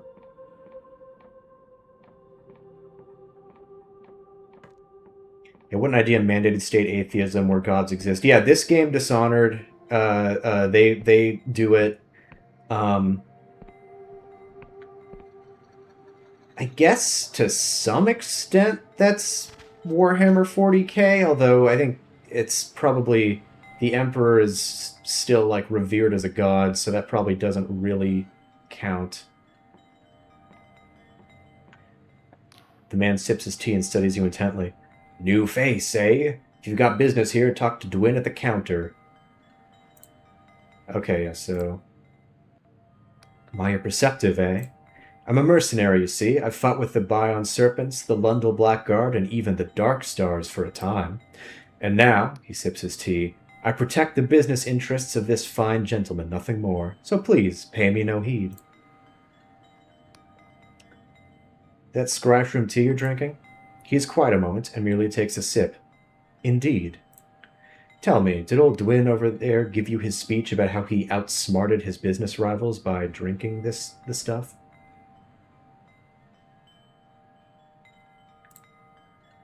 No, he did not. Well, I'm sorry for spoiling the tale for you. The funny thing is, he doesn't touch the stuff. It's more of a sales tactic, you might say. Whenever he does drink scryshroom tea, he tends to get rather emotional and empties his bowels prematurely. You see, scryshroom may be a popular drug, but that's all it is to most people. A party trick or a quick high. The truth is, most can't see the future from drinking it. The shroom has such a potent psychedelic effect that any premonitions are lost within the fantasy. So yeah, it's a psychedelic tea that lets you kind of see the future. Premonitions are there, you just need a low dosage and a certain discerning eye. That's why if you were to, say, reach for your blade right now, I'd have my knife at your throat before you knew it. He smiles warmly. Now, was there anything else? Do you know of any god worshippers here? Ah. So his old Kulwick got you hunting down would-be Wiccans, then? I really don't like to get involved in such matters. What people ascribe to, be it legal or otherwise, is no business of mine. I'm no lawman, after all. He swirls his tea in its cup for a moment. Of course, it hardly needs stating that if I were looking for people involved in illicit deeds, I'd probably keep an eye out for what happens after nightfall. But that would just be stating the obvious. Let's see. Because time of day is a mechanic in this game, so... okay. 3 questions... Actually, hold on. Let's upgrade our persona. Yeah, so I collected enough skulls to level up. This is leveling up. This is all it is. Well, leveling up is very simple. Would you want to see something like Dragon Age Origins in a Pillars of Eternity game? Do you mean like the Origins system? Like, that would be neat. I'm a shell person. I want a cool sword. Does this game have interesting equipment upgrades and stuff? Yes, it does. Well, I don't know about interesting. I mean, definitely there are other games that are much more in depth about this, but this game does have an upgrade system, and there are 3 very unique late game, like final upgrade weapons, including a gunblade. There's a big like great sword that also has a gunfire mode. Um, So that's neat. There isn't really much in the way of upgrades until you get to that end game state, though. It's just like, um, here's the bad sword, and then there's a better sword, and then a better. It's like tiers of like, just like sort of linear tiers of weapons, and then at the very end of the game, you can get 3 more unique weapons, including the gunblade, which is cool. It's not called that, but Um, also want to ask, what are you playing now? I'm currently playing BG1 and Pathfinder. BG1 is hard. Just finished Durlax Tower. I should actually go back and play the first 2 Baldur's Gates. Right now, I actually just started Absalom, um, which is a beat 'em up from last year that got a lot of acclaim. And before that, I just finished Anachronox, which I'm actually going to. I have a mini essay for Patreon supporters and YouTube members that I'm working on that I'll probably put out in the next few days about my thoughts on that. Um, Anachronox is like the first like Western JRPG, or one of the first Western-made JRPG style games by sort of the sister studio. Like the Ion Storm, which made Deus Ex, is really 2 studios. There's Ion Storm Austin and Ion Storm Dallas, and Ion Storm Austin made Deus Ex, and Ion Storm Dallas made Daikatana, which is a very infamous flop. But also they made Anachronox, which is an interesting game. Ah, welcome, welcome. Pull up a stool. If you're looking for Scry Shroom, you've come to the right place. He leans on the counter and thrusts a bulging eye in your direction. Do you know what Scry Shroom does, newcomer? Yes, I do. Then you'll have heard it shows you the future. But see, that puts some folk off, as they're scared of what they might see. I'm here to tell you it ain't like that. There ain't no cipher spell in the great library of Bion that can do what Scry Shroom does. It plunges you into the river of time so you can see the bends in the currents rushing towards you. Do you know how I grew this business? Not with luck, my friend, oh no. I use the humble Scry Shroom to outsmart my rivals, and now my company ships them to every corner of the Apostatic Union. So what'd you say, you buyin'? So wait, do these visions always come true? He squirms a little. Well now, I can't say they're always right. The future can be changed, see? And I won't be held accountable for any foolishness or failures you get yourself into after you use them. Okay, you've convinced me. What are you selling?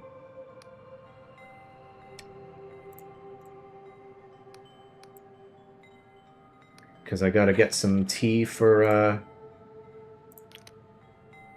Ignavis.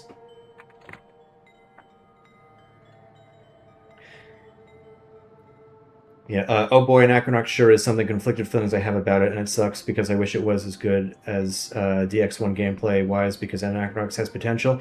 It does have, Anachronox does have a lot of potential, and it is a bit messy. Does anyone have a Mandela effect feeling that Ross Dungeon made an Anachronox episode on his channel but then deleted it? I don't really follow Ross Dungeon, so I wouldn't know. I've been craving a single-player RPG that does loot really well lately. Yeah, I mean, that's not what this... I would not say this game does loot really well. It just has some cool endgame stuff. Oh, wait, hold on. Boom.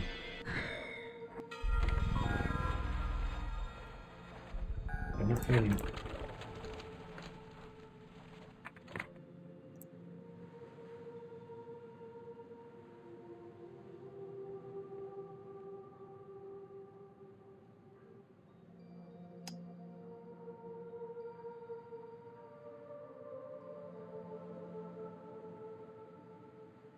Spellbook is that about as this game about? I mean, I guess kind of that is kind of a similar effect. Greetings, Confessor. Have you stopped in for a little chat? How delightful. About that tea you wanted. I got you some tea. Ah, Confessor, this is exactly what I was looking for. How thoughtful of you. He removes from his belt a tiny metal teapot. He slips some loose tea in the filter, and to your surprise, you notice it already contains boiling water. If you would be so kind as to wait a moment, Confessor, I really must let this brew. You wait for an uncomfortable few minutes in total silence while the Inquisitor stares at his miniature teapot. You know what? This is a very good time for me to step away. Because I have to refill my water and go to the bathroom. So, uh, let's have some ludonarrative harmony here as we wait for. Oh wait, hold on. All right, well, click through it accidentally. Confessor, this is, excuse me, damn fine tea.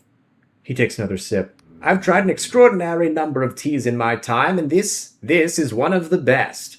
My wife is going to love it. Please take this in recompense. Beads of sweat appear on the Inquisitor's forehead, and he seems to be staring at something only he can see. He mutters to himself, damn fine tea indeed. All right, well, he's tripping. Good for him. All right, hold on.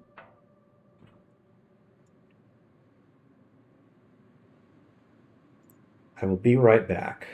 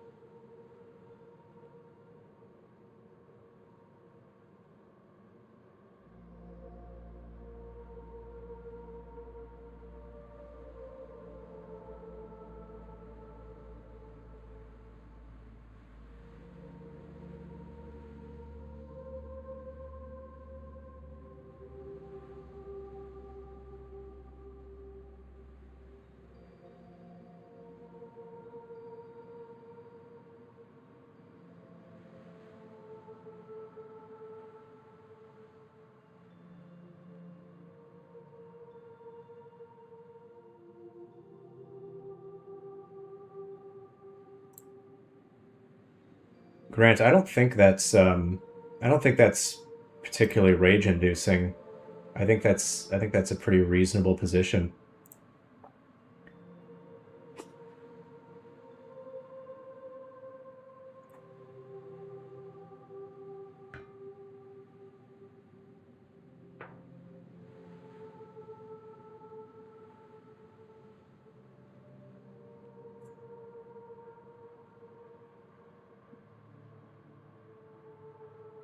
And you are allowed to Anachronox post while I am here. There it is. Okay.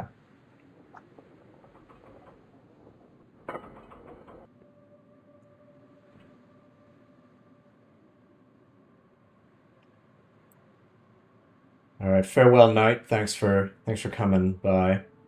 I don't know how much longer I'm gonna go actually, because I'm thinking like, 2 to 3 hours, and we're at like 2 hours 11 minutes. So maybe for another like 45 minutes or so.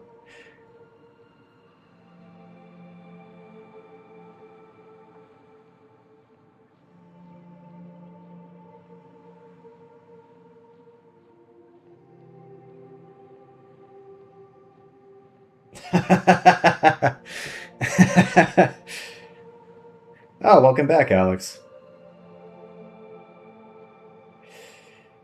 Trying to figure out when I subscribe to your channel since I don't recognize your name, but then I saw it. I'm the guy. You're the guy who made the Raid Shadowlanders analysis. That video was legit the only good video about that cursed game.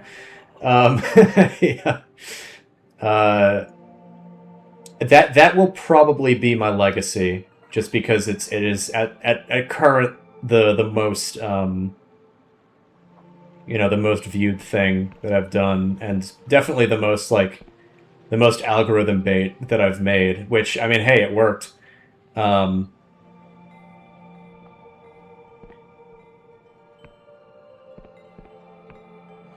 where do I get the map?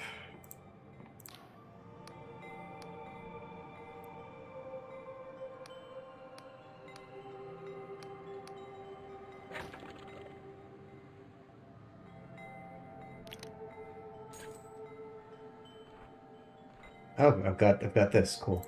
Yeah, so we get just like vendor trash items at times.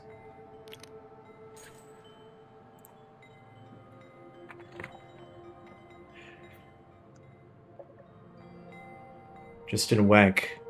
Sorry, it's Pwill is the name of the town.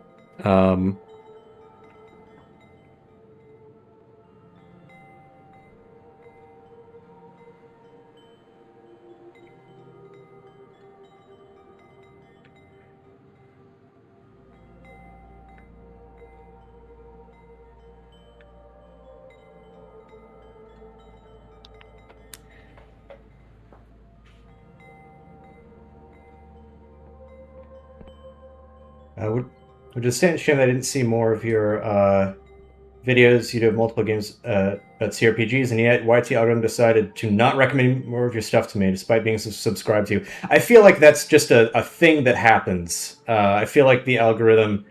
I don't know. I feel like my videos haven't been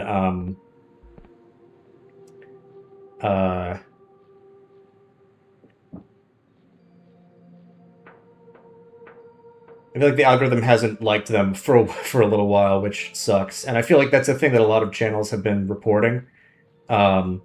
Is that, like, subscribers like you are saying, like, oh, I just haven't been being recommended your stuff, which is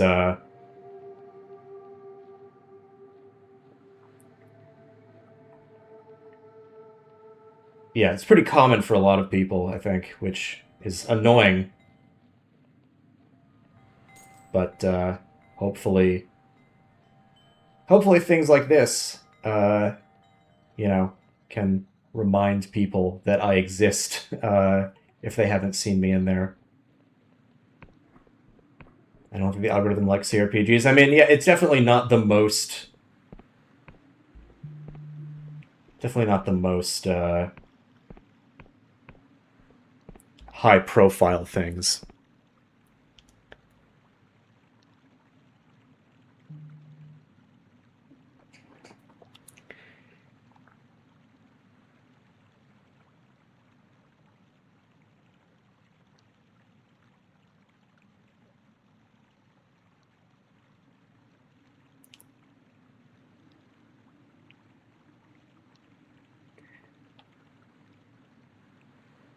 Yeah, the algorithm also rewards rage bait slop. so there's not much room for anything else. Yeah, I mean that is annoying. And the annoying thing about that kind of content, like rage bait slop content, um, is just how boring it is. And yet it keeps getting recommended, and it gets so many views. I mean, obviously, I don't want it to come across like, sour grapes, for, making more niche content that obviously is going to not get as much attention as other things. Um, uh, but like, I've seen like a handful of, if you look at someone like Critical Drinker or whatever, like every video is the exact same, and every clip he uses is the exact same. It's like the exact same 5 clips from the same 5 movies. Like why exactly? Whatever.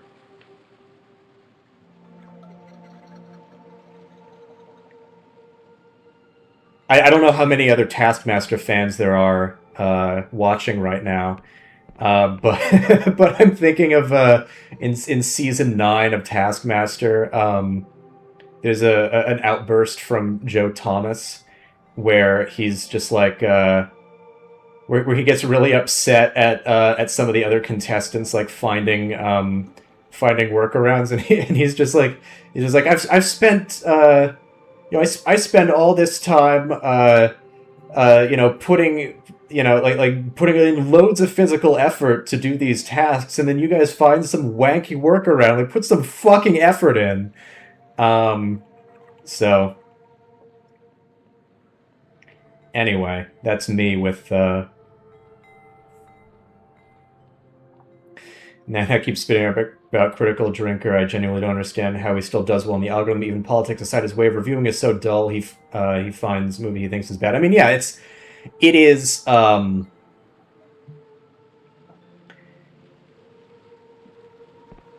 It's there's no variety in it. Like one video is the same as the next, and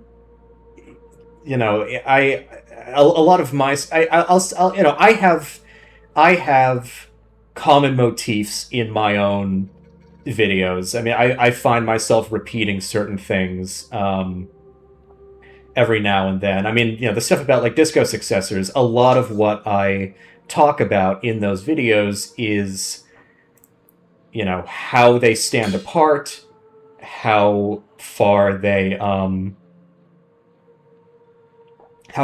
go in like replicating disco, uh, how they may complement themes from that game versus, do other stuff. Um, and I feel like there's definitely repetitions within how I talk about certain things, and the line between originality and repetition and, and derivation, I've noticed is something that I talk about a lot in a lot of different videos, but I try to talk about it simultaneously in fresh ways, but also in such a way that if this is the first video of mine that someone happens to be watching, they won't get confused or lost too much. Um, and it's an interesting balance, and it can be pretty tricky to do that sometimes. And, oh boy, there we go. Um, it can be tricky to do that sometimes, but I don't want to just like make the exact same video over and over and over again, but like the sort of that style of YouTube video that, Drinker is sort of one of the biggest examples of. Um, there's no effort towards actually saying anything of substance, and like doing anything that's like, where is that? It's like,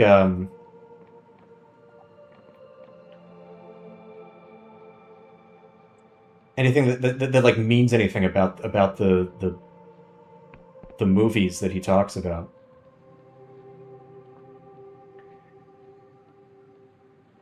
I've seen so many game reviewers that are like games should be this way and then never justify or examine that claim, and it's so lazy. Even when I agree with her take, it's still bad analysis. Yeah, I agree with that completely. I think that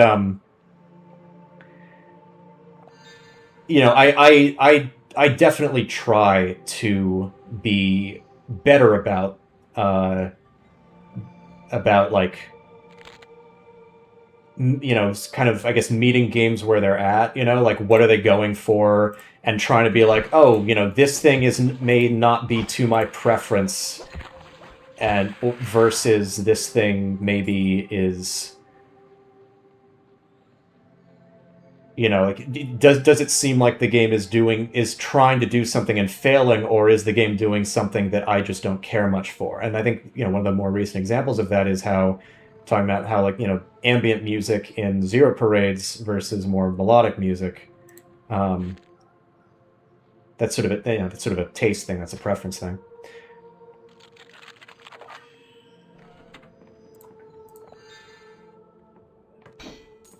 One of the things I like about this game with lockpicks is that you might have seen me picking up golden lockpicks, and like iron lockpicks. Iron lockpicks are single lockpicks, and golden lockpicks are 3. And if you are not full already, then you can you'll end up with, like, you pick up a golden lockpick, but you're not at maximum. You'll have more than the maximum, which is funny. I feel like I need to actually pick up more quests. I was just roaming for a little bit. Talking back in quickly, but I do agree. Critical Drinker is the guy I fear becoming just someone doing a routine and not being authentic. And also, like, do you think that he is having fun with it anymore? Because I don't.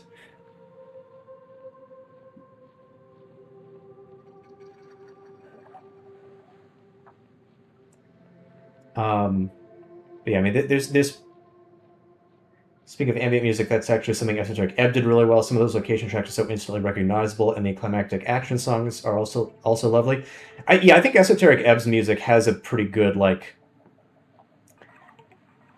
ambient that still feels melodic in a way that isn't necessarily, like, it's sort of a balance between them. At least that's how I remember it being. Let's see, what are the... I mean, I heard he drinks a lot in his reviews, so maybe alcohol helps dull the boredom. But that's like an act, though, isn't it? I mean, I guess he could. I don't know. I mean, I don't really care, I say, after an extended rant. I mean, it's more a rant at, like, the state of, online discourse than it is at, that he's sort of the embodiment of. The woman sits with her eyes closed, a pained expression on her face. Various medallions and necklaces hang around her neck, suggesting she holds some important position here in Pwyll. She mutters under her breath, "Flames, oh, the flames, we have to douse the flames." Is everything okay? Ah! She looks at you with a frenzied intensity to her gaze. What are you doing? You've got to get out of here! The Nautilob will burn you alive! Not the Nautilob, whatever's next. The Flanganip? You jest, but the giant Nautilob is no joke. What do you think caused all this devastation? We have to... She stops mid-sentence and blinks slowly. After a moment she says, "Nothing's on fire, is it?" You kidding? I'm burnt to a crisp. Oh, how embarrassing. I'm terribly sorry you caught me in the middle of a divination. My name is Olwyn, mayor of this humble village of Pwyll. How do you do? Are hallucinogenic drugs part of your mayoral duties, or... She blinks at you. Well, of course!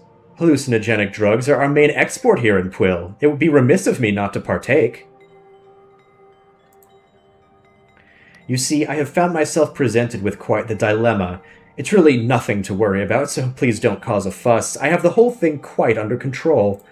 I was merely indulging in a scratch-room meditation to divine what manner of threat this giant monster could pose, and it turns out it's not really much of a problem at all. She gulps. How reliable are these divinations? Oh, in Quill we pride ourselves on our scratch-room divinations always being reliable, except for when they're not.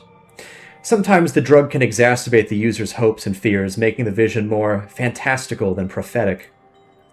You see, a small mercenary band has made certain, demands. No, I don't mean Vela's Dark Stars. This lot are much less, accomplished, which makes it all the more puzzling how they've got their hands on a giant nautilob. What's a nautilob exactly?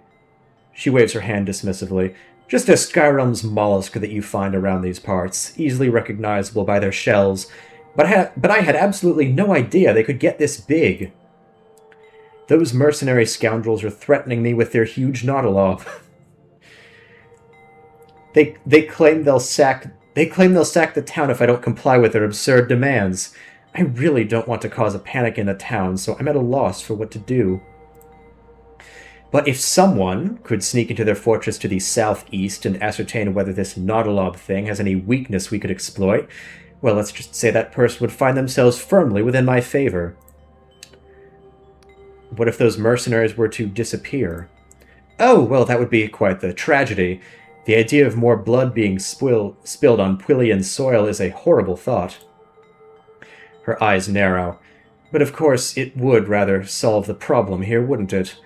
And with so little funds to hire guards, it would be awfully hard to catch the perpetrator of such a crime. She smiles suddenly. Oh, but pay me no mind. I'm merely thinking out loud. Now, was there anything else? Yeah, I like that mafia kind of thing a lot.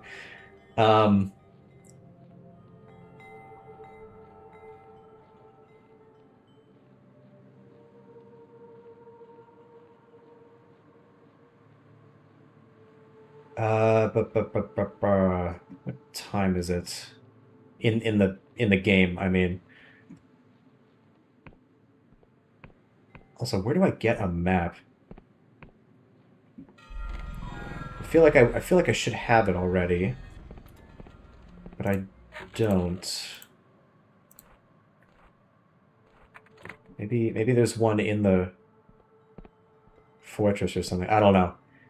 Maybe after I've stopped the stream, I'll find out where it is and go back and get it. Or someone else could look it up and chime in. I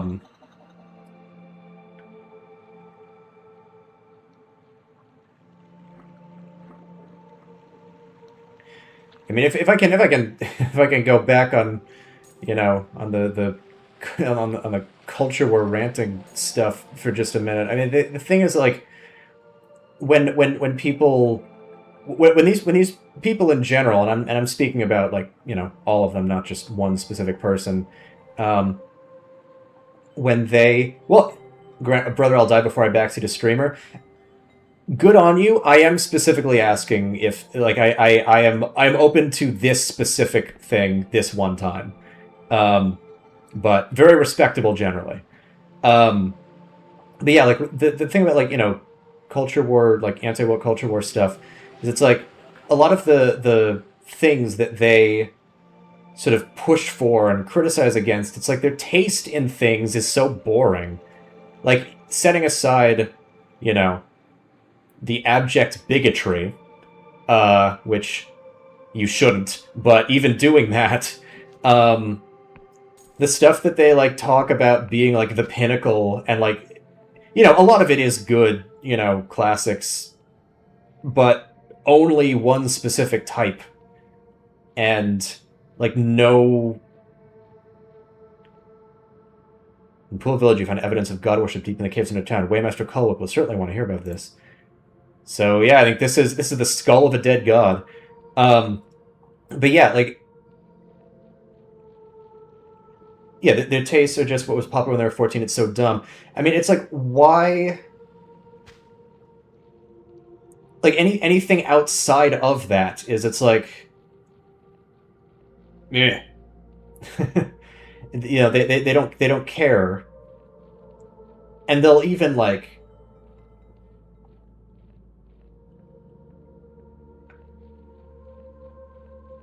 they'll denigrate the idea of someone trying something else. I mean, like the whole, you know, mixtape thing.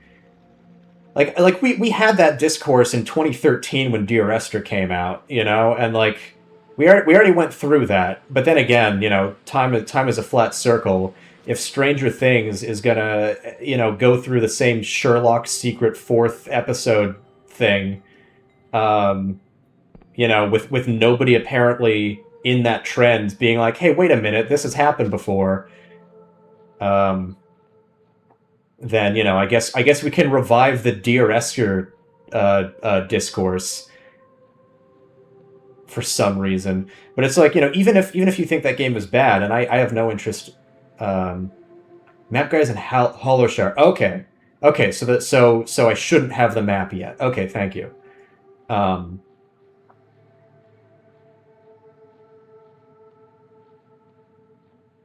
okay, gotcha. I'd forgotten when exactly you get the map. So yeah. Anyway, um, but yeah, like even if mixtape is something that is, you know, even if that is bad, even because like I don't have much interest in trying it for myself, but it's like that, you know, it's a work of art that some people made according to what they wanted to make, you know. So like to not just say that you don't like it or to say that it's not done well, but to say that like the very idea of it is like somehow against games. That's ridiculous. And it's also ridiculous to be like,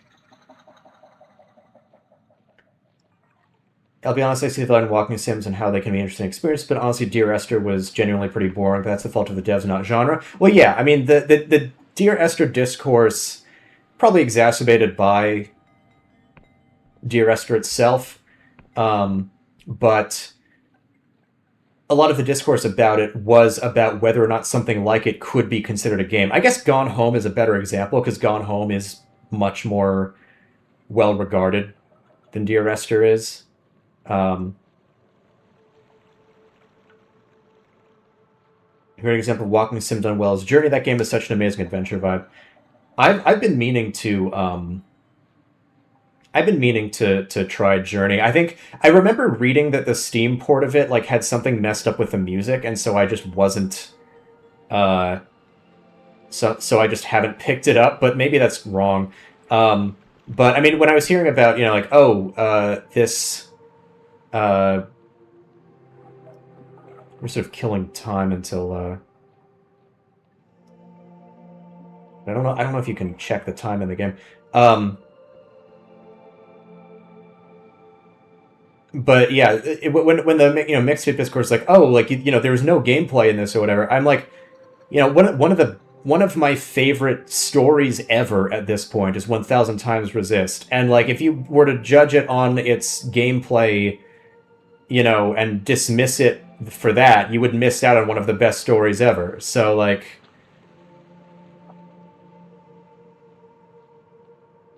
so yeah. um Games can be a lot of different things,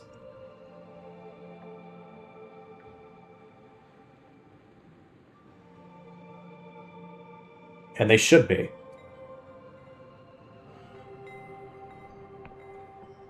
Stop right there! The man brandishes a particularly rusty sword in your direction. You're not ticking, are ya? No metallic limbs, leaky joints? Why would I be ticking? Because you might be a mechanical contraption hiding in the skin of a person. He gasps for air and blinks at you. Well, don't look at me like I'm daft. It's a perfectly reasonable suspicion. I'll allow him to continue. He prods you a few more times. Ah, well, I'll admit you don't seem like a mindless killing machine from that blasted Clockwork Kingdom. It's just since the attacks have been pretty jumpy. Can you tell me about the machine that's been bothering you? Aye, by mechanical monstrosities. He frowns at you. And don't laugh. I'm being sincere. They've been coming from the east, where the snow's been falling. Funny thing, it never used to snow here. At first, they were just little things, but lately, one huge metal bastard has taken to tending my crop shrooms with its weapons. If I try and shoo it away, it attacks. I could try and shut it down for you. You would? Oh, I'd be mighty appreciative. If you managed to do it, there'd be some coin in it for you. The machine seems to lurk in the snow-tipped mountains to the east. Simplest way of dealing with it would be to smash it to pieces, but its armor would deflect any blow that ain't strong enough. So maybe there's some way of shutting it down? There were a couple of suspicious container crates that fell in the forest around here. Gotta get going. So yeah, you know, simple quest immediately is like, hey, there's a couple different ways to solve it, maybe. Okay. Alright, so... I know what the, finding the God Worshippers quest in the town, you have to go back there at night, so... Alright, yeah, so this is the mountain where the guy's thing is. This dude's worried about the Augmented Uprising. Close enough, welcome back, Zero Parades. Yeah, true.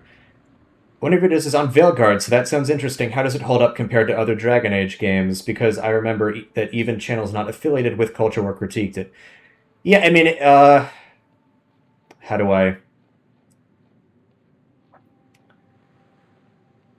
I summarize my 15-minute hour video quickly? I mean, it is the worst of them, but it definitely has it still has a lot worth appreciating in it. Daniel, I know a video you could watch to find out Echo's opinion on Veilguard, exactly. The device crackles with the distinct pulse of cipher magic. Its ocular skull registers your presence, and a mechanical quill scratches out the following lines. Oh, alright, hold on one sec.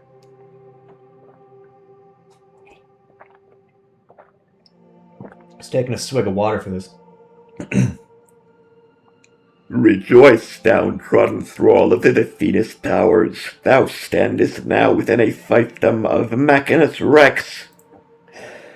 Proclamation. This honorable vassal governs the protocols of its indentured auto-serfs. Descrying census. Number of inactive auto-serfs 253. Number of active auto-serfs 1. Current labor protocol, militant agriculture. Dost thou have a query? I want to change the labor protocols. Pondering. Judgment. Altercation of protocols is only permitted by order of Machinus Rex or its appointed deputies, or by the ordained discretion of this vassal. Therefore, query, what is thine argument? Your serf is causing havoc and will likely be destroyed unless you tell it to calm down. Contemplating canon, disputation, assaying validity, judgment, thine argument is worthy. Therefore, edict, auto-serf labor protocol is hereby revised. Current labor protocol, benevolent agriculture. All hail its majesty Machinus Rex, the Clockwork King. Cool.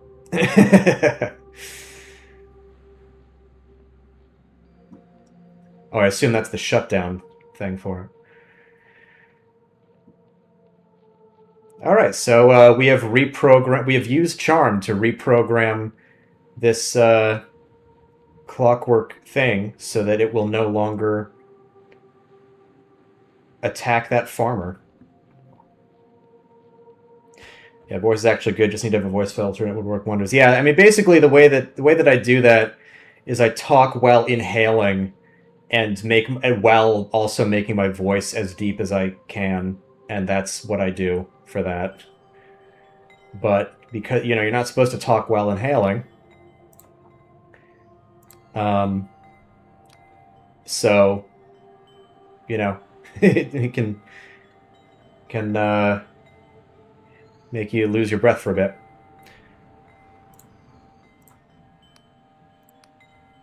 changes what now? So you mean it's all friendly all of a sudden? He strokes his chin. If this works, and that machine proves even half as useful as I heard they were, why, I'll be the richest shroom tender in Quill. He breaks into a beaming grin. Maybe even in Hallowshire. Thank you, stranger, truly. Here, I have here an old family heirloom that should be worth a few bob to the traders in Hallowtown. Please, take it. You've earned it. Did any of you saw Roby channel? He makes reviews of quote-unquote woke games, but unlike anti-woke reviewers who actually goes out of his way to properly review said games, but also not glazing them. That's interesting. I'll check it out. Is this... I remember I stumbled across someone basically doing that with the game Dustborn, you know, and like giving it a genuine, like, fair shake. And, you know, finding things to appreciate and also finding stuff to criticize about it. Is that him or someone else? What? My hot take criticism of Veilguard is that making the non-binary character's entire story be "Mom, you don't understand me" made them seem childish and therefore bad representation. I definitely get that. I think I did briefly mention this in my video, that it's interesting how, you know, because Dragon Age has so many LGBTQ characters, and Tosh is the only one whose story is about coming to learn about who they are, which sort of, to some extent, that inherently gives it a bit more of like a teaching cis people about it thing than other people who just are what they are. Buttery Toast, thank you so much for joining. Yeah, Dustborn sold like 12 copies. It's insane that we did discourse about it. Yeah, I mean, it's... There's the only time people like that... the only time, you know, people like the, you know, culture war critics or whatever will pay attention to indie games is if they find some random thing that has something they can farm rage bait from, and then just like exacerbate it and then pretend that it's like supposed to be more than what it is. One of his video titles is a lesbian night game that fumbled everything, and he both critiqued and praised aspects of it. What game was that? I kind of that with no non-binary characters should represent all non-binary people. Yeah, yeah, very, very true.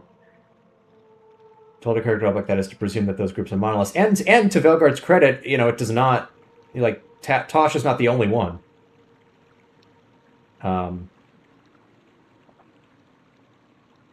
So, like, it isn't positing them as the one, you know, the one true representation or whatever.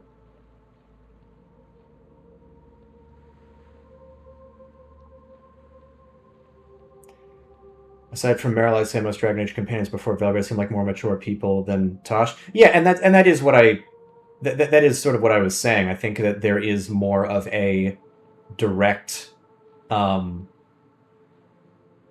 like Tosh's arc is about being,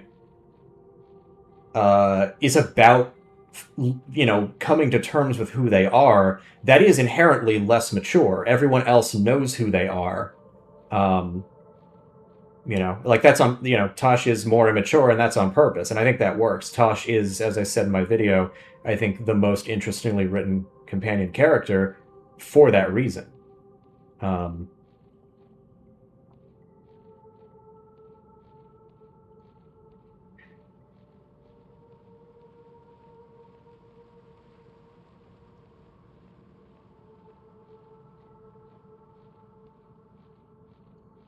I mean, I think like most other, because Tosh is what, like 20, and I think like almost every other Veilguard companion is like at least like 28 or something. Like every other companion throughout the series is like at least 28 or something. I mean, maybe Morrigan is supposed to be younger, but I'm pretty sure I remember when I was looking up like what are the characters' canon ages like supposed to be. Pretty sure Morrigan in Origins was like maybe 25 or something. So still, um, I mean, talk about someone who starts out immature. I mean, Morrigan is immature in a very different way, but she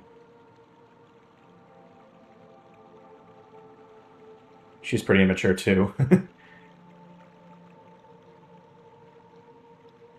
1348X Voto is the name of the game. Yeah, interesting. Of the Lesbian Knight game. That's interesting. I'll look that up.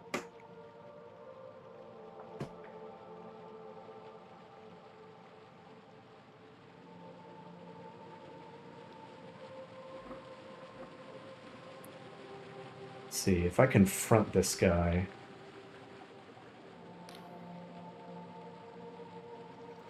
All right.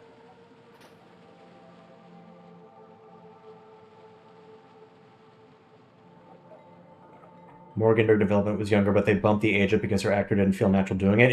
Interesting. So, like, Claudia Black's voice sounded a bit too weathered or something? Because actually, I feel like Claudia Black's performance as Morgan in Origins is really interesting as, like having that kind of weathered, like, witch voice, but still being young.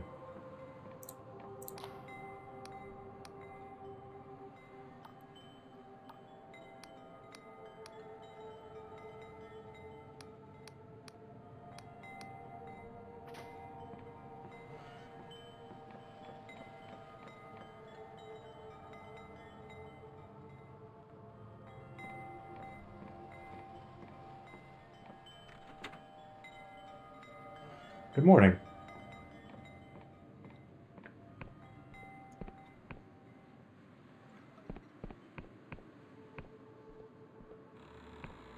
Ah, welcome back. Well, can old Colwick do for you? I've found evidence of god worship in Pwyll. He leans close. Oh, yeah? Tell me then, why don't you? Did you sleep in some Randa's house? No, that was the inn. I rented a room at the inn.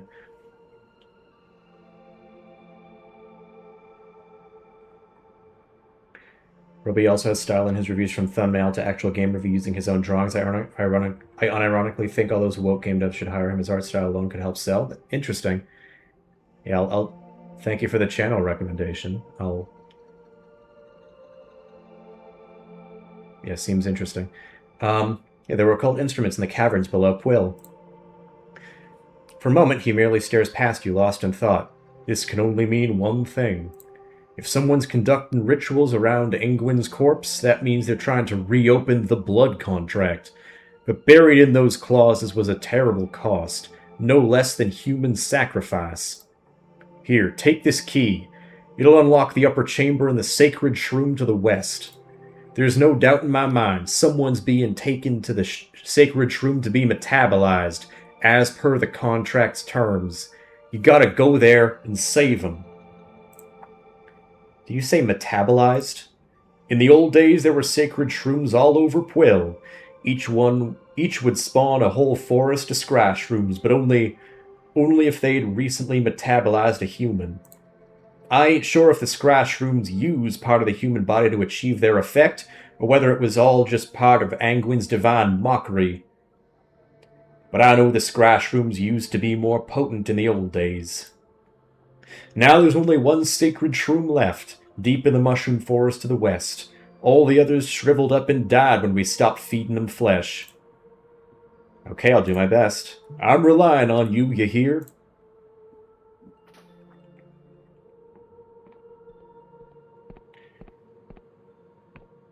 Hello, Pell. Welcome. Yeah, I mean, I've played the game before. I like it a lot. I don't know how well I'm presenting it to people who are seeing it for the first time. But I think, okay, so here's what I'm going to do. We're going to go to that big mushroom, and we're going to do that, and we're going to experience moral choices in video games, and then I think I think I'll be signing off. Which, I mean, it'll take me a bit to get to the big mushroom anyway. Where is it? It's okay,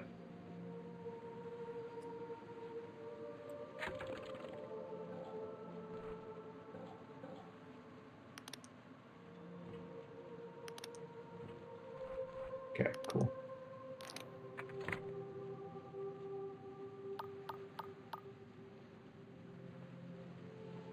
Okay, so it is. All right. Okay, so it's down there.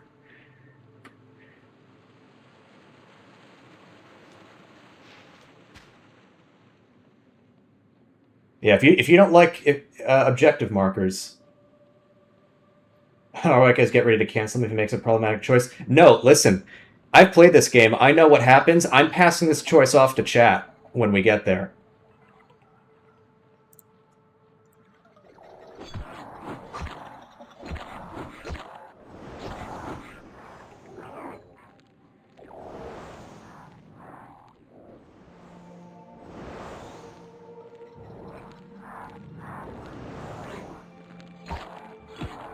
I love when there's little freaks, and those frog enemies are some real little freaks.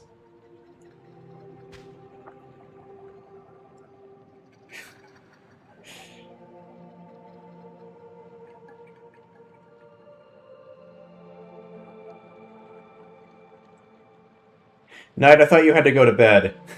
Don't make my chat mutiny against me.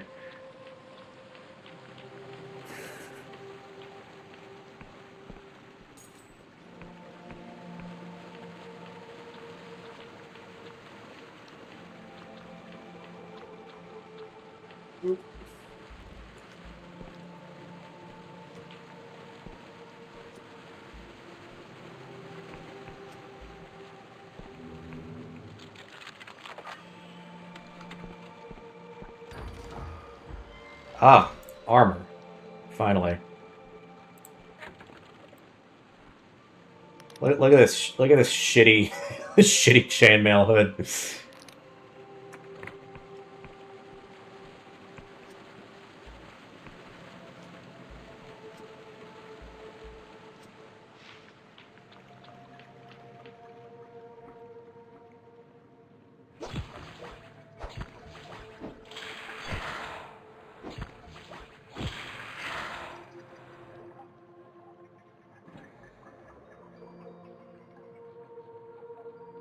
Yeah, I think it's that way. Okay.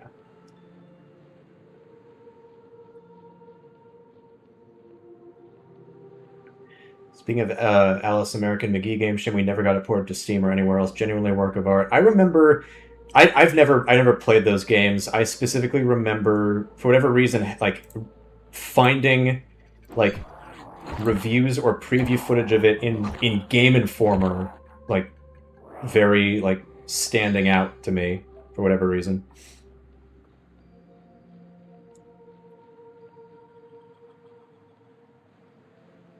So yeah, these guys drop silk sometimes. No. These guys aren't the silk guys. There's the silk guys are like passive. There is one around here though somewhere, and silk you can use to upgrade equipment such as that terrible hood, that terrible chainmail hood that I got.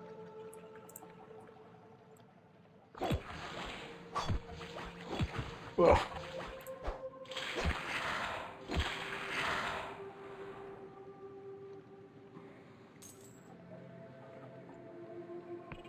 There it is. There's the silk cow thing. See, part of what I really love about this game is, that it likes going for just, gross, weird aesthetic stuff. Like that, like this animal here. Or the frogs. I always at least appreciate when a fantasy setting goes beyond, uh, the standard Tolkien-esque, D&D-esque kind of mythologies.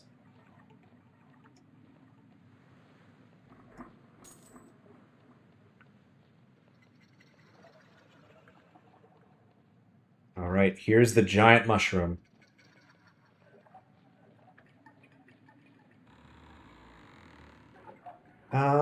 Let's try sneaking around.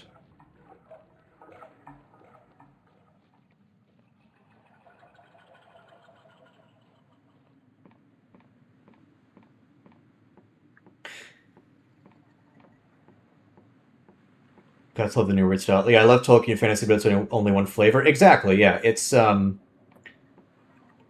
is one kind of fantasy, and so there's the being sort of attached to it as like the default. Like we can do we can be more. We can be more than that. Um, and again, there's plenty of good Tolkien-esque fantasy, such as, for example, Dragon Age. Um, oof. There we go.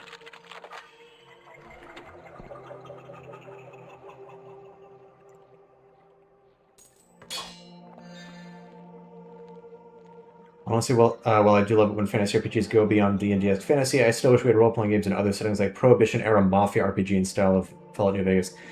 Yeah, that would be cool. That'd be very cool. There's what is it? I just saw recently there's like some early access immersive sim that's like set in like a 20s setting. 20s or 30s setting that seems interesting. Oh god, wait, is this okay, yeah. I need a 6 in order to pick this lock. I don't think that's happening.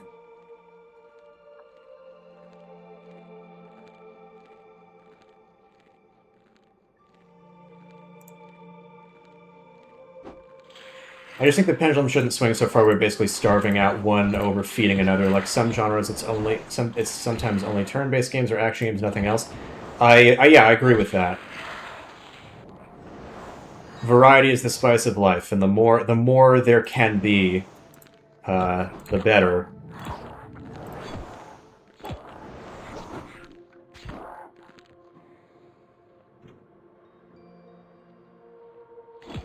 Yeah, Shadowrun. Yeah, Daniel Survivor. I spoke a little bit. Shadowrun Dragonfall is the only Shadowrun RPG I've played. I haven't tried tabletop for that. But yeah. I mean, combining Tolkien-esque with cyberpunk is an interesting idea. Um, uh, I've only played Dragonfall, and I talked a little bit about it in my tier list video. Um, so that's sort of a quick,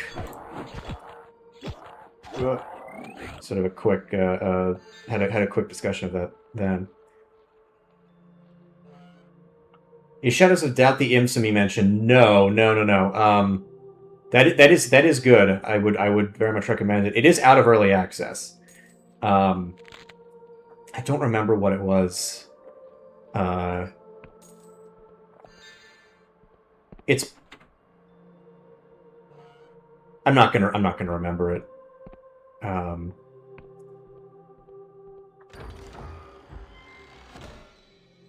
Isn't Shadows of Doubt also cyberpunky? It is. It is kind of. It's retro because it's sort of in like an alternate like 1979, I believe. Um,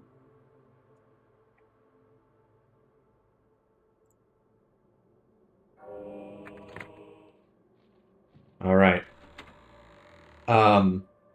Yeah, Shadows of Doubt is like alternate history, and there's like some kind of like early computer tech in it, but But yeah. All right. The nauseating stench of bile engulfs the flesh chamber. Before you, a huge digestional tract pulsates and throbs with corrosive acid. It would seem as though the mushroom has organs. Lud writhes behind the digestive membrane, clearly in agony. When he sees you, he looks shocked. It's the guard kid, the guard we met at town, who's also the son of the mayor. Who did this to you? Nobody! A look of determination seizes Lud. Everyone assumes I'm just some stupid kid, just the mayor's idiot son. They don't take me seriously. But now I can show I'm worth something. I can save the village all by myself. I found the old Wiccan contract rights stashed in my mother's basement. I convinced Emir to help me set it up, but it was me who whispered to Angwin and felt his reply echo through my bones. That's right, Grant, it's the Waffler himself.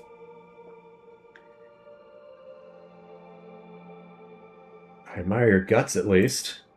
Quill is dying. Everyone says so. Since Angwin was killed, the soil's drying up. In another generation, there'll be nothing left. This is the only way to save the village. All right, so yeah, so this is the choice, and this choice is representative of what a lot of the choices throughout the game involve. About because in this game setting, as some of you will remember, others may have come in later. In this setting, the gods ruled over these islands for a while until the Apostatic Union killed them and suppressed god worship, because while worship of the gods gave boons like bountiful soil and bountiful crops and stuff like that, it required human sacrifices and stuff like, and people who lived through it, like the guy, like Kulwick, the guy with the scale, he talks about how the gods were awful, and they deserved to die. But now this kid who was born well after the fall of the gods, who did not know their cruelty, but also did not know their power and their benefits, only sees that without the gods, the town is deteriorating. It's not able to make up, its crops are dying. So he wants to sacrifice himself to, at least temporarily, revitalize the soil. And that's the choice here. Do we let him sacrifice himself and potentially re-strengthen one of these old gods? Do we trust that they are, that it'll be worth it? Or do we cut him loose? Do we try to convince him not to go through with it? And I think it's also interesting that the game puts you in the position of being a prisoner of the Apostatic Union, and in other cases it shows them as being kind of tyrannical in how they suppress god worship. But do we know it won't work? We do not. We don't know. I think the intent is that, like, for all we know, his sacrifice will work. At least temporarily. I think, in order to keep it going, you'd have to basically revive the human sacrifices again. Is there somewhere else for the people to go, or is letting the town slowly deteriorate a death sentence for everyone who lives there? There are other places for people to go. If I'm remembering correctly,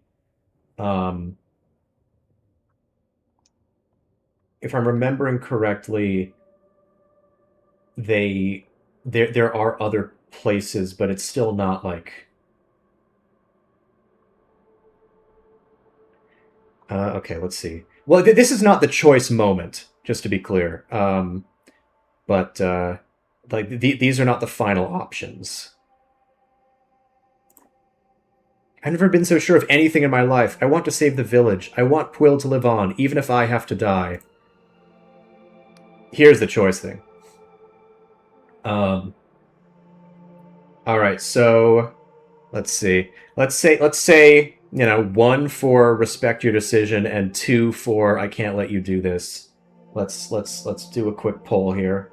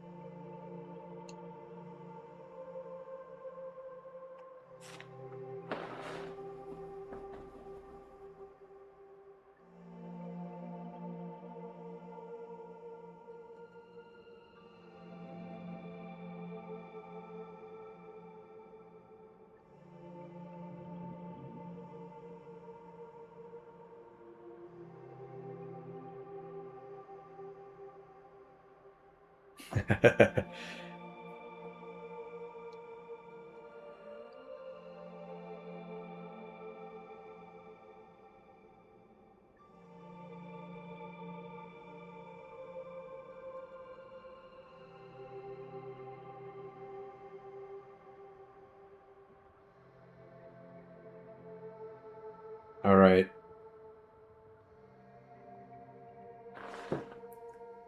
The 2s have it.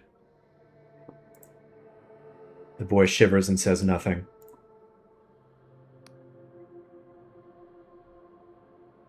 You don't know that. The sky realms are full of impossible places beyond your wildest dreams. Oh. Okay. I don't care about other places. I only have one home, and it's Quill.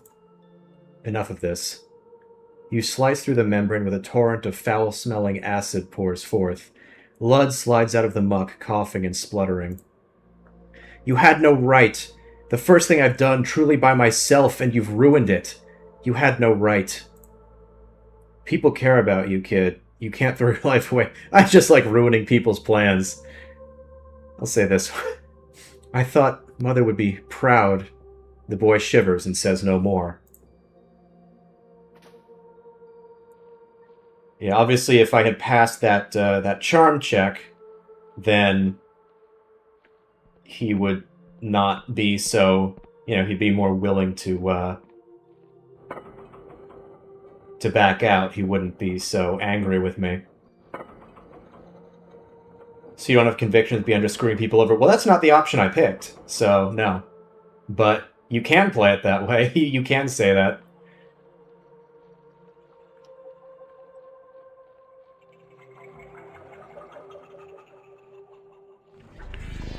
Okay, this is... Alright, this is back here. Alright.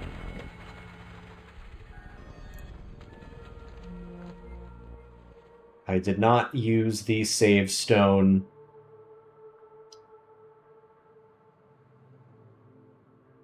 in the town, so I have to all the way back here. Yeah, so the way that traversing with this home teleport thing works means you kind of have to be strategic about what save points you want to use. Is this player housing? Kind of, yeah. It basically is the home base that where I was just now. Oh, wait a minute. I might with all that commotion over yonder. I appear to be quite lost. I bought a map of these Oeneric Isles back in Ryova, but it seems to be decades out of date. That's the trouble with these fringe islands. Every few decades they've floated into different positions. Take my advice, traveler. If you're looking to explore, make sure you find an accurate map. I don't see the Erudite Academy. Okay, Red tent under Quill Village. Okay. That's what it is. Okay. I completely forgot about that. And they position that guy right outside the fortress, so you're like supposed to talk, and and he's wearing, he's in this tent, he's wearing these colorful clothes. You're clearly supposed to talk to him right away, and he'll tell you where to go to find a map, and I just completely brushed past him. Anyway, the fortress is basically your home base, and you Actually, I'll hit the save stone first. Um, Fortress is basically your home base, but there actually is you can get player housing in each of the other cities, in each of the other main regions.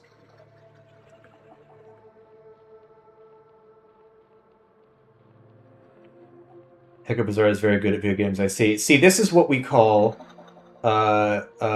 streamer brain. Is when you have to split your mind between actually engaging chat and being entertaining and playing the game. And one of the reasons I chose this game, as I said at the top of the stream, is because the gameplay is pretty simple, and also because I've played it before, so I know where I'm going. But clearly, not always.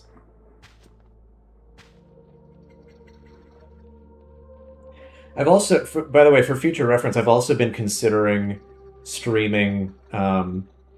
I think I'd want to stream the Clockwork Kingdom section of this game. I don't know if I'd want to get there off stream just to focus on that or keep playing this, like stream the whole game up to that point. But I was also thinking of Sable as a good streaming game, and then also because I don't really plan on making a video essay about this, but I know some people are interested in like my thoughts on it. Jade Empire. If that plays nice with OBS, which maybe it won't.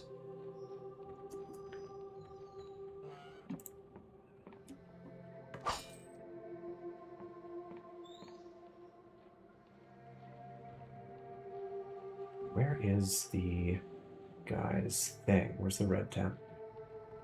Oh, there it is. Here's a question to think about. If the RPG genre didn't exist somehow, what do you think would be your second or third favorite genres, and would your channel revolve around them, like ImSims? ImSim, maybe. Question is, are you too white? I mean, I'm too white to, like, critique it, to, like, really comment on how it represents Asian cultures, but I'm not too white to play it or, you know... insert me and go quote, exactly. But yeah, ImSims I like a lot. As far as different genres to build a channel around, I mean, and whatever other narrative driven experiences there are, because I would say there aren't as many like dedicated, like this is the genre for narrative like it is for RPGs, but whatever else in that vein exists would definitely. The scholar has one eye pressed to his looking glass. As you approach, he squints, takes a deep breath, and is suddenly still. Ah. Are you okay? Chew! As the scholar sneezes, he sprays a thick globule of mucus over his looking glass lens. He wipes his face and looks perturbed. These bloody mushroom spores. Why did I have to be sent to Pwyll of all places to make this damned map? Can I get a copy of your map? Look, I don't have time to pander to your every want. The chief cartographer needs this urgently. They turn to look at you, then pause as if realizing something. Actually, you know what? Maybe you can have a copy, as long as you're willing to long as you're willing to work for it. I can do that. What do you need? We're making a new kind of map, a magical map that tracks the shifting movements of these islands and corrects itself. The real work is with the cipher spell we're weaving together, but I need someone to go out and anchor the spell to specific landmarks. Take this cartography notebook. When you get to a landmark, equip it and use it to make a cipher chart. The map will show up in your journal. If you obtain a compass, you'll be able to see yourself on the map too, which I already have. There are 4 scholars working on this map, including myself. Together we cover Hallowshire, the Endless Realm, the Clockwork Kingdom, and Pwyll. You should also visit my colleagues to see what landmarks they need. The most important region we need mapping is Hallowshire. I'll note these locations in your log, as I'm sure whoever marks them will be rewarded. Okay. Yeah, so this is what I was looking for earlier. Then play Jade Empire doesn't get enough love, and also there's a cool theory that makes too much sense that Jade Empire and Dragon Age are in the same setting. I hadn't heard that. That's interesting. I have played Jade Empire before, for the record. Here we go. This is it. Okay. If RPGs didn't exist, your second best genre for narrative experience would have to be JRPGs. Well, I guess I was mentally including JRPGs in that when you said RPGs.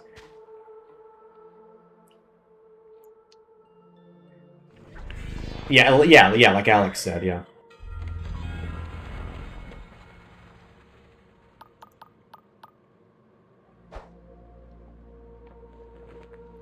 Yeah, so this is how you update your map in this game. Wait. There we go. There it is. There we are.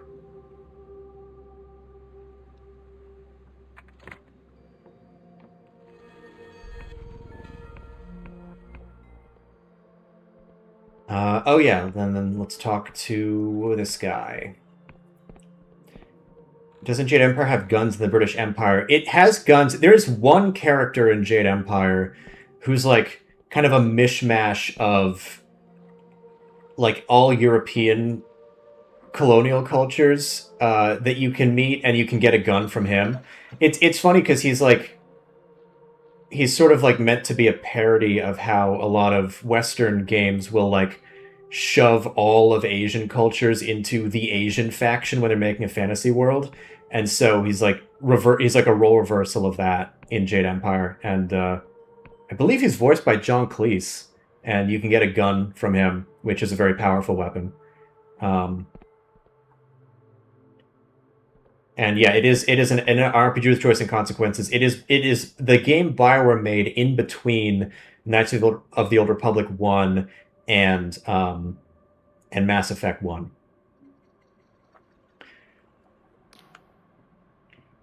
Ah, welcome back. What can old Colwick do for you?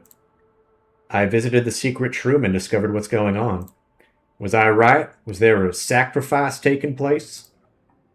It was Lud. He tried to sacrifice himself, but I managed to talk him down. Well, I actually failed talking him down, and I had to cut him down instead, but, you know, he's alive. That's the important thing. Colwick gasps. Oh, that foolish boy! The harvest ain't worth Angwin's blood price. Ain't I always taught him that? But looks like you stopped him, newcomer, and for that you have my sincerest thanks. It's not much, but just as I promised.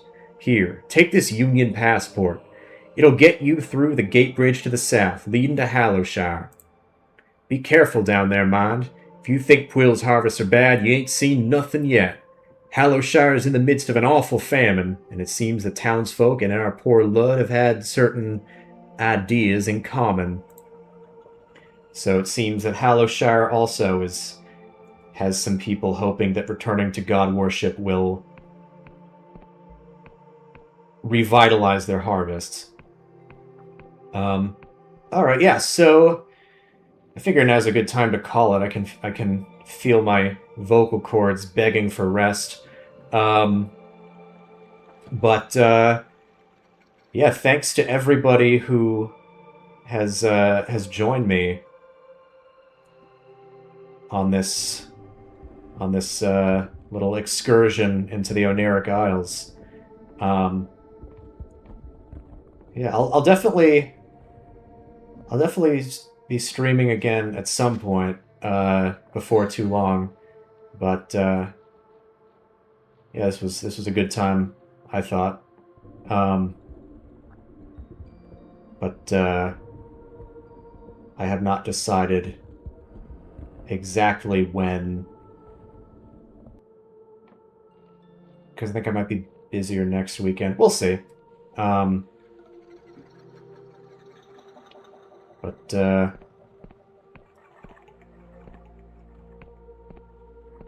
actually, yeah, I should, because yeah, there's no autosaves in this game. You have to use these. Well, there's autosaves, but there's autosaves on like certain things. But anyway, here's another $1, a little treat. Thank you very much, Knight. take all the time you need for rest, and thanks for replying to our comments. Definitely was nice to hear opinions about RPGs here. Yeah, glad you enjoyed. Yeah, I will be.